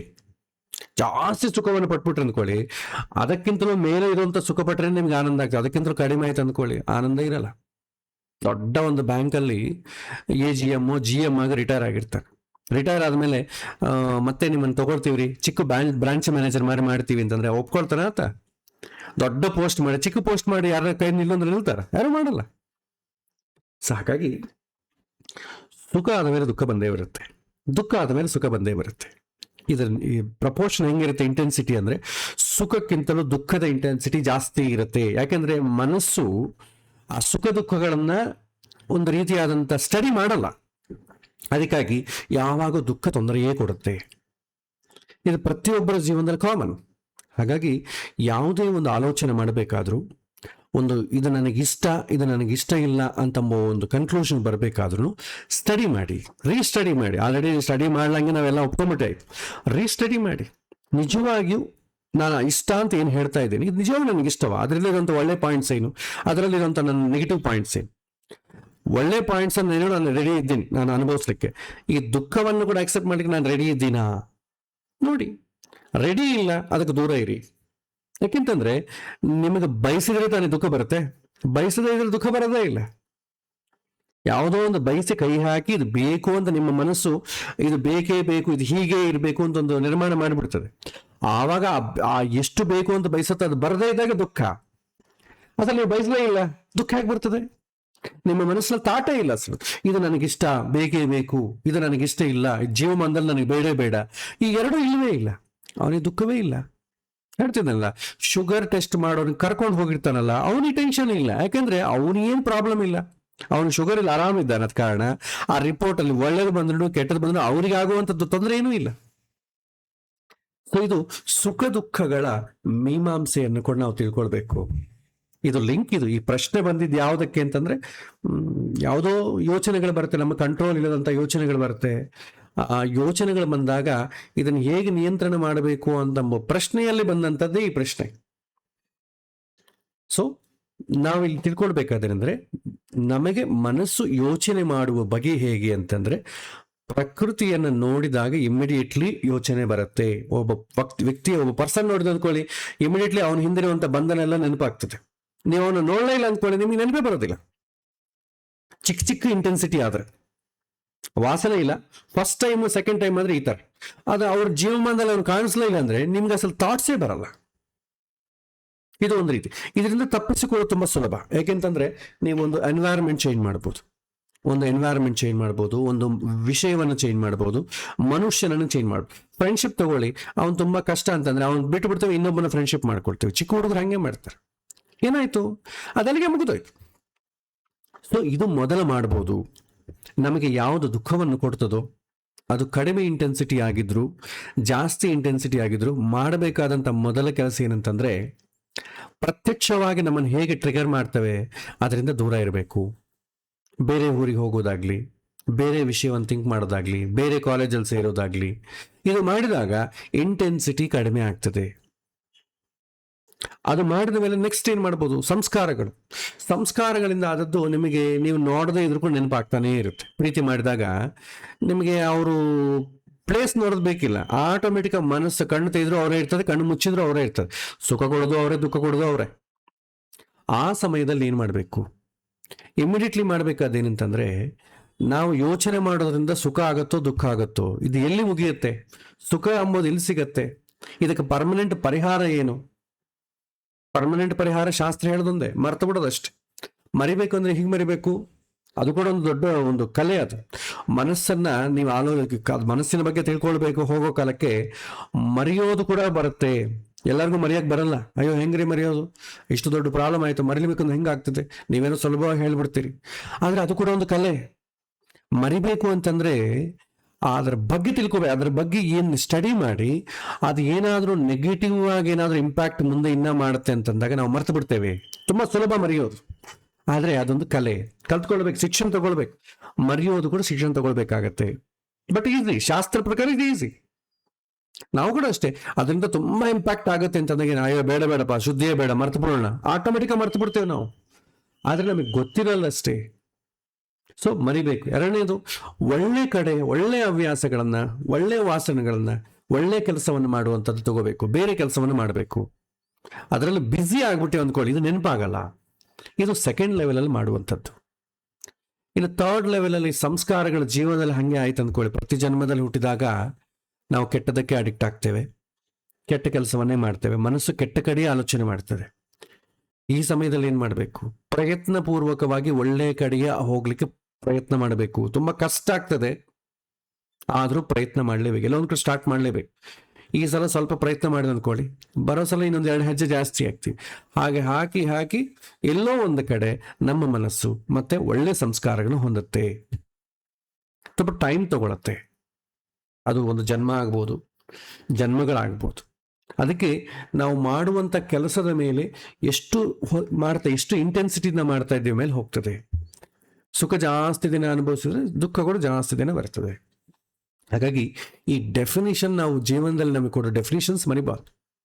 ಸುಖ ಅನುಭವಿಸೋಣ ಎಷ್ಟುವರೆಗೂ, ನೆಗೆಟಿವ್ ಇಂಪ್ಯಾಕ್ಟ್ ಇಲ್ಲದೆ ಇರೋವರೆಗೂ. ಯಾಕಂದ್ರೆ ನಾವು ನಮ್ಮ ಮನಸ್ಸು ಸುಖ ಬೈ ಡಿಫಾಲ್ಟ್ ಪ್ರಿಪೇರ್ ಆಗಿಬಿಡ್ತದೆ. ದುಃಖಕ್ಕೆ ನಮ್ಮ ಮನಸ್ಸು ಪ್ರಿಪೇರ್ ಆಗಲ್ಲ. ದುಃಖ ಬಂದ್ರೆ ಹಾರಾಡ್ಬೇಕಾಗ್ತದೆ, ಕುಪ್ಪಳಿಸಿ ಬಿಡ್ತೀವಿ. ಜೀವನದಲ್ಲಿ ನನಗಂತೂ ಯಾರೂ ಇಲ್ಲ, ಭಗವಂತ ಕೂಡ ನನ್ನ ಪಾಲಿಗಿಲ್ಲ, ನಾನು ಎಷ್ಟು ದೇವರಿಗೆ ನಮಸ್ಕಾರ ಮಾಡಿದೆ, ಎಲ್ಲೋ ಹೋದ ದೇವರು, ನನ್ನ ಕೈ ಬಿಟ್ಬಿಟ್ಟ, ಇದೆಲ್ಲ ಬಂದ್ಬಿಡ್ತೇವೆ. ನಮ್ಮ ಅಧಪಾತವನ್ನು ನಾವೇ ತಗೊಳ್ತೇವೆ. ಅದಕ್ಕೆ ಹೇಳ್ತಾರೆ ಸುಖ ಇಸ್ ಓಕೆ, ಬಟ್ ದುಃಖವನ್ನು ನಮಗೆ ಹ್ಯಾಂಡಲ್ ಮಾಡಕ್ ಬರುತ್ತಾ? ಅದು ಕಲ್ತ್ಕೋಬೇಕು. ಬೇರೆ ದಾರಿಯೇ ಇಲ್ಲ, ಕಲ್ತ್ಕೊಳ್ಳೇಬೇಕಾಗ್ತದೆ. ಸೊ ಇದು ಒಂದು ಪ್ರಶ್ನೆ. ನೆಕ್ಸ್ಟ್ ಇನ್ನೊಂದು ಪ್ರಶ್ನೆ ಕೇಳಿದ್ರು, ಆತ್ಮದ ಸ್ವಭಾವ ಪೂರ್ವ ಜನ್ಮ ಅನುಭವವಾದರೆ ನಮಗೆ ಆಗುವ ಅನುಭವ ಆತ್ಮದ ಕಡೆಗೆ ಅನಾವರಣಗೊಳ್ಳುತ್ತಿರುವ ಪಥವೇ ಅಂತ ಪ್ರಶ್ನೆ. ಆತ್ಮದ ಸ್ವಭಾವ, ಇಲ್ಲಿ ನೋಡಿ, ಸ್ವಭಾವ ಅಂತಂದಾಗ ಕನ್ಫ್ಯೂಸ್ ಮಾಡ್ಕೊಳ್ಬೇಡಿ. ಆತ್ಮದ ಸ್ವಭಾವ ಬೇರೆ, ಜೀವದ ಸ್ವಭಾವ ಬೇರೆ, ಮನಸ್ಸಿನ ಸ್ವಭಾವ ಬೇರೆ, ಬುದ್ಧಿನ ಸ್ವಭಾವ ಬೇರೆ, ಚಿತ್ತದ ಸ್ವಭಾವ ಬೇರೆ. ಆತ್ಮ ಅಂತಂಬೋದು ಯಾವಾಗ? ಜೀವ ಅಂತ ತಗೊಳ್ಳೋಣ. ಜೀವ ಯಾವಾಗ ಆಗತ್ತೆ? ಆತ್ಮ ಪ್ಲಸ್ ಮನಸ್ಸು ಪ್ಲಸ್ ಚಿತ್ತ ಪ್ಲಸ್ ಅಹಂಕಾರ, ಇದೆಲ್ಲ ಸೇರಿಕೊಂಡಾಗ ಜೀವ ಆಗ್ತದೆ. ಆತ್ಮಗೆ ಮನಸ್ಸು, ಬುದ್ಧಿ, ಚಿತ್ತ, ಅಹಂಕಾರ ಸಂಬಂಧ ಇಲ್ಲದೆ ಇರುವಂತ ಸ್ಥಿತಿಯನ್ನ ಆತ್ಮ ಅಂತ ಕರಿತೇವೆ. ಸೊ ಹಾಗಾಗಿ ಇಲ್ಲಿ ನಾವು ಆತ್ಮ ಅಂತಂಬ ಶಬ್ದ ಶಾಸ್ತ್ರದಲ್ಲಿ, ಆಧ್ಯಾತ್ಮಿಕ ಗ್ರಂಥಗಳಲ್ಲಿ ಬಂದರೂ ಕೂಡ ಪ್ರಾಕ್ಟಿಕಲ್ ಆಲೋಚನೆ ಮಾಡೋ ಕಾಲಕ್ಕೆ ಆತ್ಮ ಅಂತಂಬ ವರ್ಡ್ ಬರಲ್ಲ, ಜೀವ ಅಂತ ಬರುತ್ತೆ. ಯಾಕೆಂತಂದ್ರೆ ನಾವು ಪ್ರಾಕ್ಟಿಕಲ್ ಆಲೋಚನೆ ಮಾಡಿದರೆ, ನಾವು ಮನಸ್ಸಿದಲ್ವ, ನಮಗೆ ಮನಸ್ಸು, ಬುದ್ಧಿ, ಚಿತ್ತ, ಅಹಂಕಾರ ಇದೆ ಅಂತಂದ್ರೆ ನೀವು ಅದನ್ನ ಆತ್ಮ ಅಂತ ಕರಿಲಿಕ್ಕೆ ಬರಲ್ಲ, ಜೀವ ಅಂತ ಕರಿಬೇಕಾಗ್ತದೆ. ಆತ್ಮ ಅಂತಂದ್ರೆ ಮನಸ್ಸಿಲ್ಲ ಅಂತ ಅರ್ಥ. ಮನಸ್ಸಿನ ಸಂಬಂಧ ಇಲ್ಲ, ಅಹಂಕಾರದ ಸಂಬಂಧ ಇಲ್ಲ, ತಾನೇ ಆಗೇ ಇರುವಂಥದ್ದು ಆತ್ಮ. ಸೊ ಆ ಆತ್ಮಕ್ಕೆ ಸ್ವಭಾವ ಇರುತ್ತೆ. ಆ ಸ್ವಭಾವವನ್ನು ನಾವು ಕ್ಲಾಸಿಫಿಕೇಶನ್ ಮಾಡಬಹುದು, ಬ್ರಾಹ್ಮಣ, ಕ್ಷತ್ರಿಯ, ವೈಶ್ಯ, ಶೂದ್ರ. ಅದು ಆತ್ಮದ ಸ್ವಭಾವ. ಅದನ್ನ ನಾವು ಎಕ್ಸ್ಪೀರಿಯನ್ಸ್ ಆಗಕ್ಕೆ ಇವಾಗ ಆಗಲ್ಲ. ಯಾಕೆಂತಂದ್ರೆ ನಮಗೀಗ ಜೀವ ಕಂಟಿಕೊಂಡು ಮನಸ್ಸು ಬುದ್ಧಿ ಎಲ್ಲ ಇದೆ. ಈ ಸಂದರ್ಭದಲ್ಲಿ ಆತ್ಮದ ಸ್ವಭಾವ ನಮಗೆ ಗೊತ್ತಾಗೋದಿಲ್ಲ. ಎಕ್ಸ್ಪೀರಿಯನ್ಸ್ ಆಗಬೇಕಾದ್ರೆ ತುಂಬಾ ಟೈಮ್ ತಗೊಳುತ್ತೆ. ಅಬ್ಸರ್ವ್ ಮಾಡ್ಬೇಕು, ಅಬ್ಸರ್ವ್ ಮಾಡ್ತಾನೆ ಇರ್ಬೇಕು. ಆ ಥರ ಆಗ್ತದೆ. ಹೇಗೆ ಅಬ್ಸರ್ವ್ ಮಾಡಬೇಕು ಅಂತ ಕೂಡ ಹೇಳ್ತಾರಲ್ಲ ಭೀಷ್ಮಾಚಾರ್ಯ, ಯಥಾ ಯಥಾಚ ಪರ್ಯೇತಿ ಲೋಕತಂತ್ರ ಮಸಾರವತ್ ತಥಾ ತಥಾ ವಿರಾಗೋತ್ರ ಜಾಯತೆ ನಾಥ ಸಂಶಯ. ಜೀವನದಲ್ಲಿ ಬದುಕಿನಲ್ಲಿ ಪ್ರತಿಯೊಂದು ದಿನ ಜೀವನವನ್ನು ಅಬ್ಸರ್ವ್ ಮಾಡು, ತಿಳ್ಕೋ. ಈ ತರ ಮಾಡಿದ್ರೆ ಸಾಧ್ಯ ಆಗ್ತದೆ. ಸೊ ಆತ್ಮ ಅಂತಂಬ ವರ್ಡ್ ಯೂಸ್ ಮಾಡಿದಾಗ ಮನಸ್ಸು ಅಂಬೋದಿಲ್ಲ, ಬುದ್ಧಿ ಅಂಬೋದಿಲ್ಲ, ಚಿತ್ತ ಅಂತ ಅಂಬೋದಿಲ್ಲ. ಅಂತಂದಾಗ ಪೂರ್ವ ಜನ್ಮಕ್ಕೆ ಸಂಬಂಧವೇ ಇಲ್ಲ ಆತ್ಮಕ್ಕೆ. ಜೀವಕ್ಕೆ ಸಂಬಂಧ ಇದೆ, ಆತ್ಮಕ್ಕೆ ಸಂಬಂಧ ಇಲ್ಲ. ಆತ್ಮದ ಸ್ವಭಾವ ಅಂತಂದ್ರೆ ವರ್ಣ ಅಂತ ಕರಿತೇವೆ. ಚಾತುರ್ವರ್ಣ್ಯಮಯ ಸೃಷ್ಟಂ ಗುಣಕರ್ಮ ವಿಭಾಗಚಃ. ಗುಣಕರ್ಮಗಳಿಂದ 4 ವಿಭಾಗ ಆಗಿದೆ. ಅದೇ ಬ್ರಾಹ್ಮಣ, ಕ್ಷತ್ರಿಯ, ವೈಶ್ಯ, ಶೂದ್ರ. ಇದು ಮನುಷ್ಯ ಎಲ್ಲೆಲ್ಲಿದ್ದಾನೆ ಎಲ್ಲ ಕಡೆ ಇದೆ. ಅಮೆರಿಕದಲ್ಲೂ ಇದೆ, ಅರಬಿಯನ್ ಕಂಟ್ರೀಸಲ್ಲೂ ಇದೆ, ಎಲ್ಲ ಕಡೆ ಇದೆ. ಈ 4 ತರ ಕ್ಲಾಸಿಫಿಕೇಶನ್ ಅಷ್ಟೇ ಇದು. ಇದು ನೀವು ಅನುಭವಕ್ಕೆ ಸಂಬಂಧ ಬರೋದಿಲ್ಲ. ಜೀವ ಸ್ವಭಾವ, ಜೀವ ಸ್ವಭಾವ ಅಂದ್ರೆ ಬರ್ತದೆ. ಜೀವಕ್ಕಿರುವಂಥ ಸ್ವಭಾವ ಏನು ಅಂತಂದಾಗ ನಾವು ಹೇಳಿದ್ವಲ್ಲ, 3ನೇದು ಸಂಸ್ಕಾರಗಳು ಅಂತ ಹೇಳಿದ್ವಿ. ಒಂದು ಪ್ರತ್ಯಕ್ಷ ಪ್ರೇರಣೆ, 2ನೇದು ವಾಸನೆಗಳು, 3ನೇದು ಸಂಸ್ಕಾರ. ಅಂದ್ರೆ ಪ್ರತಿ ಜನ್ಮಕ್ಕೂ ಒಂದ್ಸಲ ನಿಮ್ಗೆ ಎಕ್ಸ್ಪೀರಿಯನ್ಸ್ ಬರುತ್ತಲ್ಲ, ಆ ಎಕ್ಸ್ಪೀರಿಯನ್ಸ್ ಅನ್ನು ನಾವು ಸೇವ್ ಮಾಡ್ಕೊಳ್ತೀವಲ್ಲ ಹಾರ್ಡ್ ಡಿಸ್ಕ್ ಅಲ್ಲಿ, ಅದನ್ನೇ ಚಿತ್ತದಲ್ಲಿ ಸ್ಟೋರ್ ಆಗುತ್ತೆ. ಚಿತ್ತ ಅಂತ ಅಂಬೋದ್ರಲ್ಲಿ ಏನೇನು ನಿಕ್ಷಿಪ್ತವಾಗಿದೆಯೋ ಅದು ಮರುಜನ್ಮದಲ್ಲಿ ಸಂಸ್ಕಾರವಾಗಿ ಬರುತ್ತೆ. ಅದು ಜೀವ ಸ್ವಭಾವ ಅಂತಂತೇವೆ. ಈಗ ರಾವಣಾಸುರನ ಸ್ವಭಾವ ಏನು? ರಾವಣಾಸುರ ಅಂತಂದ್ರೆ ಏನು? ರಾವಣಾಸುರ ಅಂತಂದ್ರೆ ಏನು? ಫಸ್ಟ್ ಏನಾಯ್ತು, ಒಳಗ ಆತ್ಮ ಇದೆ. ಆತ್ಮಗೆ ನೀವು ಹೇಗೆ ರೆಕಗ್ನೈಸ್ ಮಾಡ್ತೀವಿ? ಶರೀರ ಇದೆ. ಅವನಿಗೊಂದು ಮನಸ್ಸಿದೆಯಾ? ಮನಸ್ಸಿದೆ. ಚಿತ್ತ ಇದೆ, ಅಹಂಕಾರ ಇದೆ, ಎಲ್ಲ ಇದೆ. ಅದೇನಾಯ್ತು? ಜೀವ ಆಯ್ತು. ಆ ಜೀವ ತಗೊಂಡಾಗ ಆ ಜೀವದ ಸ್ವಭಾವ ಏನು? ಹಿಂದಿನ ಜನ್ಮದಲ್ಲಿ ಏನಾಗಿದ್ದ? ಹಿರಣ್ಯಕಶಿಪ, ಹಿರಣ್ಯಾಕ್ಷ ಆಗಿದ್ದ. ಅಲ್ಲಿ ಮಾಡಿದಂತ ಕರ್ಮಗಳೆಲ್ಲ ಕೂಡ ಏನಾಯ್ತು? ಈ ಜನ್ಮಕ್ಕೆ ಬಂತು. ಆ ಸಂಸ್ಕಾರ ಎಲ್ಲ ಕೂಡ ಈ ಜನ್ಮಕ್ಕೆ ಬಂತು. ಅದೇ ಸಂಸ್ಕಾರಗಳು ಅಂತಂತೇವೆ. ಇದು ಜೀವ ಸ್ವಭಾವ. ಆತ್ಮ ಸ್ವಭಾವ ಅಂತ ತಗೊಳ್ಳಿ ಅಂದ್ಕೊಳ್ಳಿ, ಜಯ ವಿಜಯರು, ಅವ್ರ ಮೂಲ ರೂಪ ಭಗವಂತನ ಪಾರ್ಶ್ವ ದೇವತೆಗಳು. ಸೊ ಅವ್ರಿಗೆ ಸ್ವಭಾವ ಸಂಸ್ಕಾರ ಏನು? ತುಂಬಾ ಸಾತ್ವಿಕ ಸಂಸ್ಕಾರ. ಬ್ರಾಹ್ಮಣ, ಕ್ಷತ್ರಿಯ, ವೈಶ್ಯ, ಶೂದ್ರ ಅದನ್ನ ಆಗಬಹುದು. ಆದ್ರೆ ಇದನ್ನ ಜೀವ ಸಂಸ್ಕಾರ ಅಂದ್ರೆ ಇದು. ಮನಸ್ಸಿನ ಸಂಸ್ಕಾರ ಅಂದ್ರೆ ಏನು? ನಮಗೆ ಇಷ್ಟ, ಇಷ್ಟಗಳು, ನನಗಿದಿಷ್ಟ, ನನಗಿದಿಷ್ಟ ಇಲ್ಲ, ಇದನ್ನ ಮನಸ್ಸಿನ ಸ್ವಭಾವ ಅಂತೇವೆ. ಬುದ್ಧಿಯ ಸ್ವಭಾವ ಏನು? ಕರ್ಮ. ನೀವು ಯಾವ ರೀತಿ ಕರ್ಮ ಮಾಡಿರ್ತೀರೋ, ಬುದ್ಧಿ ಕರ್ಮಾನುಸಾರನಿ. ನೀವು ಮಾಡಿದ ಕರ್ಮ ಹೇಗಿರ್ತೀಯೋ ಅದಕ್ಕೆ ತಕ್ಕಂತನೇ ಬುದ್ಧಿ ಡಿಸಿಷನ್ಸ್ ಕೊಡುತ್ತೆ. ಅದನ್ನು ವಾಸನೆಗಳು ಅಂತ ಅಂತೀವಲ್ಲ, 2ನೇ ತಗೊಂಡಿವಲ್ಲ, ಆ ವಾಸನೆಗಳು ಅಂತಂಬುದು ಬುದ್ಧಿ ಸಂಸ್ಕಾರಗಳಿಗೆ ಬರ್ತದೆ. ಯಾವುದನ್ನು ಇಷ್ಟಪಡಬೇಕು, ಯಾವ್ದು ಇಷ್ಟ ಇಲ್ಲ, ಆಲ್ರೆಡಿ ನಾವು ಡಿಸೈಡ್ ಮುಂಚೆನೆ ಮಾಡಿಬಿಡ್ತೀವಲ್ಲ ಬುದ್ಧಿ ಸಹಾಯದಿಂದ. ಸೊ ಅದು ವಾಸನ ಸಂಸ್ಕಾರಗಳಂತೆ. ಇನ್ನು ಶರೀರ ಸ್ವಭಾವ. ಶರೀರ ಸ್ವಭಾವ ಗೊತ್ತಿದ್ದಿದ್ದೆ. ಅಮೆರಿಕದಲ್ಲಿ ಹುಟ್ಟಿದ ಅಂದ್ಕೊಂಡು ಬೆಳ್ಳಗಿರ್ತೇವೆ, ಚೈನಾದಲ್ಲಿ ಹುಟ್ಟಿದ್ರೆ ಒಂಥರ ಇರ್ತೇವೆ, ಇಂಡಿಯಾದಲ್ಲಿ ಹುಟ್ಟಿದ್ರೆ ಒಂಥರ ಇರ್ತೇವೆ, ನೀವು ಪಂಜಾಬಲ್ಲಿ ಹುಟ್ಟಿದ್ರೆ ಎತ್ತರಕ್ಕೆ ಹುಡ್ತೇವೆ, ಆಫ್ರಿಕಾದಲ್ಲಿ ಹುಟ್ಟಿದ್ರೆ ತುಂಬ ದಾರುಢ್ಯವಾಗಿ ತುಂಬ ಕಪ್ಪಗೆ ಎತ್ತರಕ್ಕೆ ಶಕ್ತಿ ಇದ್ದಾಗ ಹುಡ್ತೇವೆ. ನೀವು ಚೈನಾದಲ್ಲಿ ಹುಟ್ಟು ನೋಡಿ, ಅವ್ರಿಗೆ ಹೈಟ್ ಇರಲ್ಲ, ಪ್ಲಸ್ ಶಕ್ತಿನೂ ಇರಲ್ಲ ದೇಹಕ್ಕೆ ಅವ್ರಿಗೆ. ಈ ನಿಮ್ಗೆ ಈಸ್ಟರ್ನ್ ಕಂಟ್ರೀಸ್ ಲೈಕ್ ಅದಲ್ಲ, ಕೋಲ್ಡ್ ಕಂಟ್ರೀಸ್ಗೆ ಹೋದ್ರೆ ಶರೀರ ಬೆಳ್ಳಗಿರ್ತದೆ, ಶಕ್ತಿ ಇರಲ್ಲ. ನೀವು ಆಫ್ರಿಕನ್ ಕಂಟ್ರೀಸ್ಗೆ ಹೋಗಿ ಅವ್ರ ಶರೀರ ತುಂಬಾ ಶಕ್ತಿವಂತರಾಗಿರ್ತಾರೆ, ಬಟ್ ನೋಡ್ಲಿಕ್ಕೆ ಚಂದ ಇರಲ್ಲ. ಇದು ಶರೀರದ ಸ್ವಭಾವ. ಚಿತ್ತದ ಸ್ವಭಾವ. ಚಿತ್ತದಲ್ಲಿ ಒಳ್ಳೆ ಸಂಸ್ಕಾರಗಳಿದ್ರೆ ಒಳ್ಳೆ ಸ್ವಭಾವ, ಇಲ್ಲದೆ ಕೆಟ್ಟ ಸ್ವಭಾವ ಇರ್ತದೆ. ಈಗ ಒಂದೊಂದಕ್ಕೂ ಅಪ್ಲೈ ಆಗ್ತದೆ. ಸೊ ಸ್ವಭಾವ ಅಂದ ತಕ್ಷಣ ನೀವು ಬ್ರಾಹ್ಮಣ, ಕ್ಷತ್ರಿಯ, ವೈಶ್ಯ, ಶೂದ್ರ ಅಂದ್ಕೋಬೇಡ. ಅದು ಆತ್ಮದ ಸ್ವಭಾವ. ಆತ್ಮದ ಸ್ವಭಾವ ನಾವು ಯಾವ ಬಳಸ್ತೀವಿ ಅಂದ್ರೆ ಅದಕ್ಕೂ ಪ್ರಶ್ನೆ ಕೇಳ್ತಾರಲ್ಲ, ಬ್ರಾಹ್ಮಣ, ಕ್ಷತ್ರಿಯ, ವೈಶ್ಯ, ಶೂದ್ರನ ನಾನು ಹೇಗೆ ಪರಿಪಾಲನೆ ಮಾಡಬೇಕು ಅಂತ ಧರ್ಮರಾಜ ಭೀಷ್ಮರನ್ನ ಕೇಳಿದಾಗ, ನೋಡಪ್ಪ, ಎಲ್ಲರೂ ದೇವರ ಮಕ್ಕಳು, ವರ್ಣ ಅಂತಂಬ ಕ್ಲಾಸಿಫಿಕೇಶನ್ ಬೇಡ. ಮತ್ತೆ ವರ್ಣ ಇದಲ್ವಾ? ಇದೆ. ಅವ್ರಿಗೆ ಮಾಡಬೇಕಾದಂಥ ಕೆಲಸ, ಸೊಸೈಟಿ ಆಗಬೇಕಾದಂಥ ಕಾಂಟ್ರಿಬ್ಯೂಷನ್ಗೋಸ್ಕರ ಭಗವಂತ ಅದು ವಿಭಾಗ ಮಾಡಿದ್ದಾನೆ. ಅದು ನೀವು ಪರಿಪಾಲನೆ ಮಾಡ್ಲಿಕ್ಕೆ ನಿನಗೇನು ಕೆಲಸ? ಅದು ನಿನಗೆ ಅವಶ್ಯಕತೆ ಇಲ್ಲ. ಎಲ್ಲರನ್ನೂ ದೇವರ ಮಕ್ಕಳಿದ್ದಾಗ ಮಾಡು. ಹಾಗಾಗಿ ಯಾರ್ಯಾರಿಗೆ ಯಾವ್ಯಾವ ವಿಷಯದ ಮೇಲೆ ಆಸಕ್ತಿ ಇದೆ ಅಂತಂಬೋದ ಕ್ಲಾಸಿಫಿಕೇಶನೇ ಈ ವರ್ಣ ಸಿಸ್ಟಮ್ ಅಷ್ಟೇ. ಅದರ ಮೇಲೆ ಎಲ್ಲ ವರ್ಣಗಳು ಸಮಾನವೇ, ಎಲ್ಲ ವರ್ಣದವರು ಬೇಕು. ಯಾವ ಒಂದು ಜಾಸ್ತಿ ಒಂದು ಕಡಿಮೆ ಅಂತ ಡಿಸ್ಕ್ರಿಮಿನೇಷನ್ ಇಲ್ಲ. ಓನ್ಲಿ ಇಟ್ಸ್ ಎ ಕ್ಲಾಸಿಫಿಕೇಶನ್ ಅಷ್ಟೇ. ಸೊ ಈ ವರ್ಣದವರು ಇಂತಿಂತ ಕೆಲಸಗಳಲ್ಲಿ ಆಸಕ್ತಿ ತೋರಿಸ್ತಾರೆ ಅಷ್ಟೇ. ಅದರಲ್ಲಿ ಒಳ್ಳೆ ಸ್ವಭಾವ ಕೆಟ್ಟ ಸ್ವಭಾವ ಬೈಫರ್ಕೇಶನ್ ಇಲ್ಲ. ಶೂದ್ರ ಸ್ವಭಾವ ಎಷ್ಟು ಈಕ್ವಲೆಂಟ್ ಆಯ್ತು, ಬ್ರಾಹ್ಮಣ ಸ್ವಭಾವ ಕೂಡ ಅಷ್ಟೇ ಇಂಪಾರ್ಟೆಂಟ್.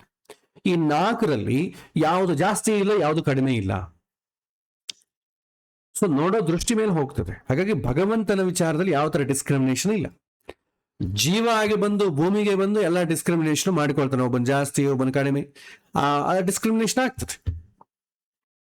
ಬ್ರಾಹ್ಮಣನಾಗಿದ್ದವನು ಕೀಳಾಗಿ ನೋಡುವಂತ ಸ್ಥಿತಿ ಇದೆ, ಶೂದ್ರನಾಗಿದ್ದವನು ಎತ್ತರಕ್ಕೆ ಹೇಳುವಂತ ಸ್ಥಿತಿ ಇದೆ ಈ ಕಲಿಯುಗದಲ್ಲಿ.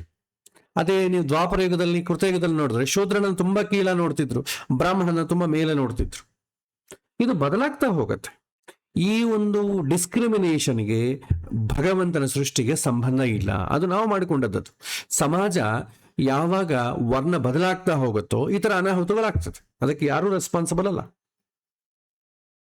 ಸೊ ಹಾಗಾಗಿ ಆತ್ಮದ ಸ್ವಭಾವ ಬೇರೆ, ಜೀವದ ಸ್ವಭಾವ ಬೇರೆ, ಮನಸ್ಸಿನ ಸ್ವಭಾವ ಬೇರೆ, ಬುದ್ಧಿಯ ಸ್ವಭಾವ ಬೇರೆ. ಹಾಗಾಗಿ ಇಲ್ಲಿ ಆತ್ಮದ ಸ್ವಭಾವಕ್ಕೂ ಪೂರ್ವಜನ್ಮಕ್ಕೂ ಸಂಬಂಧ ಇಲ್ಲ. ಜೀವಕ್ಕೆ ಸಂಬಂಧ ಇದೆ, ಆತ್ಮಕ್ಕೆ ಸಂಬಂಧ ಇರುವುದಿಲ್ಲ. ಆತ್ಮಕ್ಕಿರುವಂಥದ್ದು 4 ಗುಣ. ಈ ಗುಣ ಬ್ರಾಹ್ಮಣ, ಕ್ಷತ್ರಿಯ, ವೈಶ್ಯ, ಶೂದ್ರ. ಅದೇ ಹೇಗೆ ಕ್ಲಾಸಿಫೈ ಆಯಿತು? ಸತ್ವ ರಜಸ್ ತಮೋ ಗುಣಗಳು. ಆ ಗುಣಗಳ ಒಂದು ಪ್ರಪೋರ್ಷನ್ ಮೇಲೆ ಇದಾಗ್ತದೆ. ಮತ್ತೆ ಸತ್ವರಜಸ್ ತಮೋ ಗುಣಗಳು ಈ ಆತ್ಮಕ್ಕೆ ಸಂಬಂಧಪಟ್ಟದ್ದೇ ಬೇರೆ, ಪ್ರಕೃತಿಗೆ ಸಂಬಂಧಪಟ್ಟದ್ದೇ ಬೇರೆ, ಮನಸ್ಸಿಗೆ ಸಂಬಂಧಪಟ್ಟದ್ದೇ ಬೇರೆ. ಎಲ್ಲ ಕಡೆ ಒಂದೇ ರೀತಿಯ ಬಳಸಲ್ಲ, ಬೇರೆ ಬೇರೆ ಪ್ಲಾಟ್ಫಾರ್ಮ್ ಅಲ್ಲಿ ಅರ್ಥ ಮಾಡ್ಕೋಬೇಕಾಗತ್ತೆ. ಆದ್ರೆ ಇಟ್ಸ್ ಎ ಕನ್ಫ್ಯೂಸಿಂಗ್ ಫ್ಯಾಕ್ಟರ್. ಆತ್ಮದ ಸ್ವಭಾವವನ್ನು ತಿಳ್ಕೊಳ್ಳೋದು, ನಮಗೆ ಆತ್ಮ ಅನುಭವ ಆಗಿಲ್ಲ, ಅದರ ಅನುಭವ ನಮಗೆ ಗೊತ್ತಿಲ್ವಲ್ಲ. ಹಾಗಾಗಿ ಇದು ನಮಗೆ ಅರ್ಥ ಆಗೋದು ತುಂಬಾ ಕಷ್ಟ. ಹಾಗಾಗಿ ಸದ್ಯಕ್ಕೆ ಆತ್ಮ ಅಂತ ತೆಗೆದ್ಬಿಟ್ಟು ಜೀವ ಅಂತ ಇಟ್ಕೊಳ್ಳಿ. ಜೀವ ಅಂದ್ರೆ ಕರೆಕ್ಟಾಗಿ ಸೆಟ್ ಆಗಿಬಿಡುತ್ತೆ. ನಾವು ಓದೋದಕ್ಕೆ ತಿಳ್ಕೊಳ್ಳೋದಕ್ಕೆ ಕರೆಕ್ಟಾಗಿ ಸೆಟ್ ಆಗುತ್ತೆ. ಅಲ್ಟಿಮೇಟ್ಲಿ ಮನುಷ್ಯನ ಗೋಲ್ ಏನು ಅಂತಂದಾಗ ಆವಾಗ ಆತ್ಮ ಅಂತ ಶಬ್ದ ಬರ್ತದೆ. ಈ ಮನಸ್ಸಿಂದ ಬುದ್ಧಿಯಿಂದ ಎಲ್ಲದರಿಂದ ಕಳಚಿಕೊಂಡು ನನ್ನನ್ನು ನಾನೇ ರಿಕಗ್ನೈಸ್ ಮಾಡ್ತೀನಿ, ಆತ್ಮ ಸಾಕ್ಷಾತ್ಕಾರ ಅಂತೀವಲ್ಲ, ನಾನು ಅಂದ್ರೆ ಏನೊಂದು ಗೊತ್ತಾಗೋದೆ ಆವಾಗ ಆತ್ಮ ಅಂತ ಅಂಬೋದು ಬರ್ತದೆ. ಅದು ಗೊತ್ತಿಲ್ಲದಷ್ಟವರೆಗೂ ಜೀವ ಅಂತ ವರ್ಡ್ ಯೂಸ್ ಮಾಡ್ತೇವೆ. ಶಾಸ್ತ್ರದಲ್ಲಾದ್ರೂ ನಾವು ಆಲೋಚನೆ ಮಾಡೋ ವಿಚಾರದಲ್ಲಿ ಕೂಡ ಜೀವ ಅಂತ ಅಂದ್ಕೊಳ್ಬೇಕು. ಆತ್ಮ ಅಂತಂದ್ರೆ ನೀವು ಫುಲ್ ಕನ್ಫ್ಯೂಸ್ ಆಗ್ತದೆ. ಸದ್ಯಕ್ಕೆ ಆ ವರ್ಡನ್ನು ಯೂಸ್ ಮಾಡ್ಲಿಕ್ಕೆ ಹೋಗ್ಬೇಡಿ. ಸೊ ಇದು 2 ಪ್ರಶ್ನೆ, ಬಟ್ ತುಂಬಾ ಒಳ್ಳೆ ಬಹಳಷ್ಟು ಪ್ರಶ್ನೆಗಳಿದೆ. ಸದ್ಯಕ್ಕೆ ಸಾಕು. ಸೊ ಇವತ್ತು ಸಮಯ ಕೂಡ ಆಗಿದೆ, ಆದ ಕಾರಣ ಇಲ್ಲಿಗೆ ಮುಗಿಸೋಣ. ಇನ್ನು ಮುಂದೆ ಮತ್ತೆ ಯಾವಾಗಾದ್ರೂ ಪ್ರಶ್ನೋತ್ತರಗಳ ಸಂದರ್ಭ ಬಂದಾಗ ಮಾಡಿ. ಇದು ತುಂಬಾ ಇಂಪಾರ್ಟೆಂಟ್. ಪ್ರಶ್ನೆಗಳಿಗೆ ಉತ್ತರ ತಿಳ್ಕೊಳ್ಳೋದು ತುಂಬಾ ಇಂಪಾರ್ಟೆಂಟ್. ಯಾಕೆಂತಂದ್ರೆ ನಾವು ಸರಿ ದಾರಿಲಿ ಹೋಗ್ತಾ ಇದ್ದೀವ ಇಲ್ಲ, ನಾವು ಕರೆಕ್ಟಾಗಿ ಫಾಲೋ ಆಗ್ತಾ ಇದ್ದೀವಿ ಅಂತ ಗೊತ್ತಾಗೋದೇ ಪ್ರಶ್ನೆಗಳನ್ನ ನಮ್ಮನ್ನು ನಾವೇ ಪ್ರಶ್ನೆ ಹಾಕಿಕೊಂಡಾಗ. ಇಲ್ಲದಿದ್ರೆ ಪ್ರಯೋಜನ ಇಲ್ಲ. ನೀವು ತಗೊಳ್ಳಿ, ನಮ್ಮ ಎಜುಕೇಶನ್ ಸಿಸ್ಟಮ್ ತಗೊಳ್ಳಿ. ಪ್ರತಿಯೊಂದು ಎಜುಕೇಶನ್ ಕೊಟ್ಟು ನಾವೇನು ಮಾಡ್ತೇವೆ, ಪ್ರತಿಯೊಂದು ವರ್ಷ ನಾವು ಎಕ್ಸಾಮ್ಸ್ ಇಡ್ತೇವೆ. ಎಕ್ಸಾಮ್ಸ್ ಯಾಕೆ ಇಡಬೇಕು? ನಮ್ಮನ್ನು ನಾವೇ ಪರೀಕ್ಷೆ ಮಾಡಿಕೊಡ್ತೇವೆ. ಎಕ್ಸಾಮ್ಸ್ ಏನಿಲ್ಲ, ಬರೀ ಓದ್ತಾ ಇರಿ ಅಂತಂದಾಗ ಅವನಿಗೆ ಎಫಿಷಿಯನ್ಸಿ ಹೆಂಗೆ ಬರ್ತದೆ? ಬರೋದೇ ಇಲ್ಲ. ನಮಗೆ ಎಫಿಷಿಯನ್ಸಿ ವೃದ್ಧಿ ಆಗೋದೇ ಪ್ರಶ್ನೆಗಳು ಹಾಕಿದರೆ, ಪ್ರಶ್ನೆಗಳನ್ನು ಉತ್ತರ ಪಡೆದರೆ, ಆ ಉತ್ತರ ಪಡೆದದನ್ನು ನಮ್ಮ ಜೀವನದಲ್ಲಿ ಅನುಷ್ಠಾನ ಮಾಡಿ ತಗೊಂಡು ಹೋದರೆ ಮಾತ್ರ. ಇಲ್ಲ ಸುಮ್ಮನೆ ಭಗವದ್ಗೀತೆ ಪಾರಾಯಣ ಅಥವಾ ಏನೋ ಒಂದು ಸಾಮೂಹಿಕ ಜಪ ಮಾಡಿಕೊಂಡ್ರೆ ಏನಾಗುತ್ತೆ ಅಂತಂದ್ರೆ ನಿಮ್ಗೆ ಅದು ಇಷ್ಟ ಅಂತಂಬೋದು ಗೊತ್ತಾಗ್ತದೆ, ನಿಮಗೂ ಇಷ್ಟ ಅಂತ ಗೊತ್ತಾಗ್ತದೆ, 4 ಜನಕ್ಕೂ ನಿಮಗೆ ತುಂಬಾ ಅನುಷ್ಠಾನವಂತದ್ದು ಗೊತ್ತಾಗ್ತದೆ. ಅಷ್ಟೇ ಆಗಲಿ, ಜೀವನ ಅನುಭವಕ್ಕೆ ಕೆಲ್ಸಕ್ಕೆ ಬರಲ್ಲ. ಶಾಸ್ತ್ರ ಆಗಲಿ ಧರ್ಮ ಆಗಲಿ ಇದು ಪ್ರೀಚ್ ಮಾಡೋ ವಸ್ತು ಅಲ್ಲ, ಇದು ಎಕ್ಸ್ಪೀರಿಯನ್ಸ್ಗೆ ಸಿಗತ್ತೆ. ಲಾಜಿಕಲ್ ಡೈಲೆಕ್ಟಿಕ್ಸ್ಗೆ ಸಿಗಲ್ಲ. ಇದು ಎಕ್ಸ್ಪೀರಿಯನ್ಸ್ಗೆ ನಮಗೆ ನಾವೇ ಯಾರಿಗವ್ರು ಇಂಡಿವಿಜುವಲ್ ಎಕ್ಸ್ಪೀರಿಯನ್ಸ್ ಆಗಬೇಕು. ಹಾಗಾಗಿ ಧರ್ಮ ಇದೆಲ್ಲ ಕೂಡ ಹೊರಗೆ ನೋಡೋದಲ್ಲ, ನಮ್ಮಲ್ಲಿ ನಾವೇ ನೋಡ್ಬೇಕಾಗುತ್ತೆ. ಇನ್ನೊಬ್ಬರ ಧರ್ಮ ನಮಗೆ ಅನುಭವ ಕೊಡೋದಿಲ್ಲ, ನಮ್ಮ ಧರ್ಮವೇ ನಮಗೆ ಅನುಭವ ಕೊಡುತ್ತೆ. ಸೊ ಈ ವಿಚಾರಗಳನ್ನ ನಾವು ಇನ್ನಿಷ್ಟು ಶಾಸ್ತ್ರದಲ್ಲಿ ತಿಳ್ಕೊಳ್ತಾ ಹೋಗೋಣ. ಒಳ್ಳೆ ಒಳ್ಳೆ ಪ್ರಶ್ನೆಗಳನ್ನ. It's an opportunity for me also. ಈಗ ನನಗೆ ಕೂಡ ಆಲೋಚನೆ ಮಾಡಬೇಕು ಅಂತಂದಾಗ, ಪ್ರಶ್ನೆಗಳು ಬಂದಾಗ ಸ್ವಲ್ಪ ಡೀಪಾಗಿ ಆಲೋಚನೆ ಮಾಡ್ಲಿಕ್ಕೆ ಆಗ್ತದೆ. ಹಾಗಾಗಿ ಪ್ರಶ್ನೆಗಳನ್ನ ಕಳಿಸಿದ್ದಕ್ಕೂ ಧನ್ಯವಾದಗಳು.